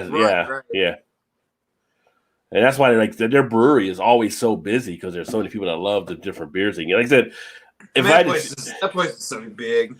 Yeah, and I would say of all the breweries here, like I always feel like if people ask like the best breweries to visit Cincinnati, and like Mad Tree's always one of the top ones to go to because anybody can find a beer they'll like there from the different styles. I mean, they do so much of a wide range over the taps they actually have there. You go to Rye Guys, chances are you'll find something, but Braxton you'll find something. But I just feel like Mad Tree's the one that will encompass everybody the most. Yeah. Now I know it was just I think there was a soccer game or something going on that weekend when we were there, but when we went to Mad Tree, that was my least favorite place that whole weekend that we went to. Yeah, because they do big FCC Cincinnati there. It gets out of control. It was so crowded, and there was a bunch of little kids running around. I was just like, what the hell's going on? Like, that's fine. Most breweries you can have kids or whatever going, but it was just like, this was like out of control. Like, what is going on? I was just like, no. I probably wouldn't move for that. It's just like I just want a low key kind of thing. But that's only like the fourth brewery of the day, right? So it's like, well, I mean, yeah, it was the night too for the most part. So it's like, no, I don't want to. Yeah. Although that wasn't the last one because we actually, I think after we left Mad Tree, we went to Listerman. Yeah. See, if y'all went to Listerman first, you'd have been good to go. You could have went somewhere over there too, but yeah. Yeah, which Listerman was great, and I would course, they make great beers and Yeah. kind of like 450 North type things. They make one beer, you better buy it, or you're probably never going to get it again. Yeah. And sours are usually stouts or whatever. Yeah, they had them like that list I mentioned. They had them ranked. Listerman was number 1, I think, on it. Listerman, everybody knows Listerman's solid. So, it went from a brew shop to having a few beers on draft to basically being a brewery with like a brew shop there. Where if you're a home brewer, you would get stuff, but they do some good stuff. So I need to do more of their beers. They're 100 times better than they used to be. Yeah, so I remember my brother first started bringing stuff to me from Listerman. Yeah, and it's kind of their flagship type 4 or 5 beer. The Nutcase Brown Ale. Oh, the Nutcase, yeah. Well, at the time, Cincinnati's was like a once a year release, whatever. Yeah. We used to get those, and they do the some flagships, whatever. Yeah. They're okay. Like they're not anything you knocks you off your seat or anything. But then ever since, in the last 3 or 4 years, you're like, oh, geez, this place is like totally blowing up. Same way at 450 North, like they used to just distro stuff, and I was just like, they're not very good, honestly. Like they're not good at all. And then they finally found their niche in like the 450s or the slushy series or whatever. Yeah. And all of a sudden they've blown up, and everybody just sees them. I'm like, really? It's like it's good. I mean, I've sent you enough of those things. Yeah. Like they're good, but it's like everybody likes them except Shannon. yeah. Which is like them because you get it one time and you're never gonna get it again. Yeah. Jason said he was back. Clouds and Stouts. That's that Clouds and Stouts. The quality of brewery depends on the competitors in the market they're in. Yeah, I mean, I guess that can play into it as well. How competitive that market is. That's true. But I've been in some small town places and stuff too, and they've got good breweries. They're not a lot around. They just do good beer. Like there wasn't a lot around when I met Alex at Dr. Brew Littles, and their beer was pretty solid. If I can find 1 or 2 breweries in New Orleans 2020 because the market is so small. Yeah, down there I would like New Orleans. I always think every time I think of Louisiana, I just think of Abita all the time. Every time I think of Louisiana, but you got like, was it? Or maybe that's Alabama, Good People or something. But that's Alabama. Yeah. Bigger markets, find more good breweries. Yeah, where the marketed beer drinkers are for sure. Vanessa Kitty's another channel, drink styles of vape and have a different topic every week. Let me see here. I took the keyboard back from Chew. Mwah. I love going to brews because I love seeing the artistry and range of the brewers. Yeah. Yeah. And those are the only things that you can actually pick up there at the brewery. Let me see here. You're looking on. Took a tour of Sam Adams in the late 90s. Awesome person and product. Thanks, Peter North. The people were so nice. Let's see here. Thinking of a commercial with me and Sam Adams has a nickname, Human Beer Can. Thanks. Dr. Brew Little Slavic. Yeah, that was all tied around different animals and stuff that a few of the owners, I can't remember if they told us one of the owners might have been a vet or something like that and everything, but it was all related to the different animals they had and the pets and everything. Pretty cool story. I love the Beta since they started. I drank a lot of Dixie Faubourg when I was there last. Yeah, Beta was always a hit and miss for me. They had some stuff that I could enjoy, but some of them was like, it's all right. Not great or anything, but it was definitely up and down, which they're still overall, I would say, a good brewery. And I got like Dixie. I had that. Dixie is now, like you said, Faubourg, but I actually got one of the Dixie necklaces or something. They were here for a beer fest one time. I'm out. Was at the vet all night ago. And all right, Jason. Well, hopefully everything's okay with the dogs now. So catch up with you later. Probably back on the gaming channel tomorrow night as well. But yeah, I think 11:44 going to wrap up here, and I gotta go to work tomorrow. Todd doesn't, so yeah. For once, Todd gets to actually sleep in. Yeah, you learned well, young grasshopper. So Labor Day weekend. I absorb. But I think with that, we'll go ahead and get it shut down here for the night. Anything you want to add?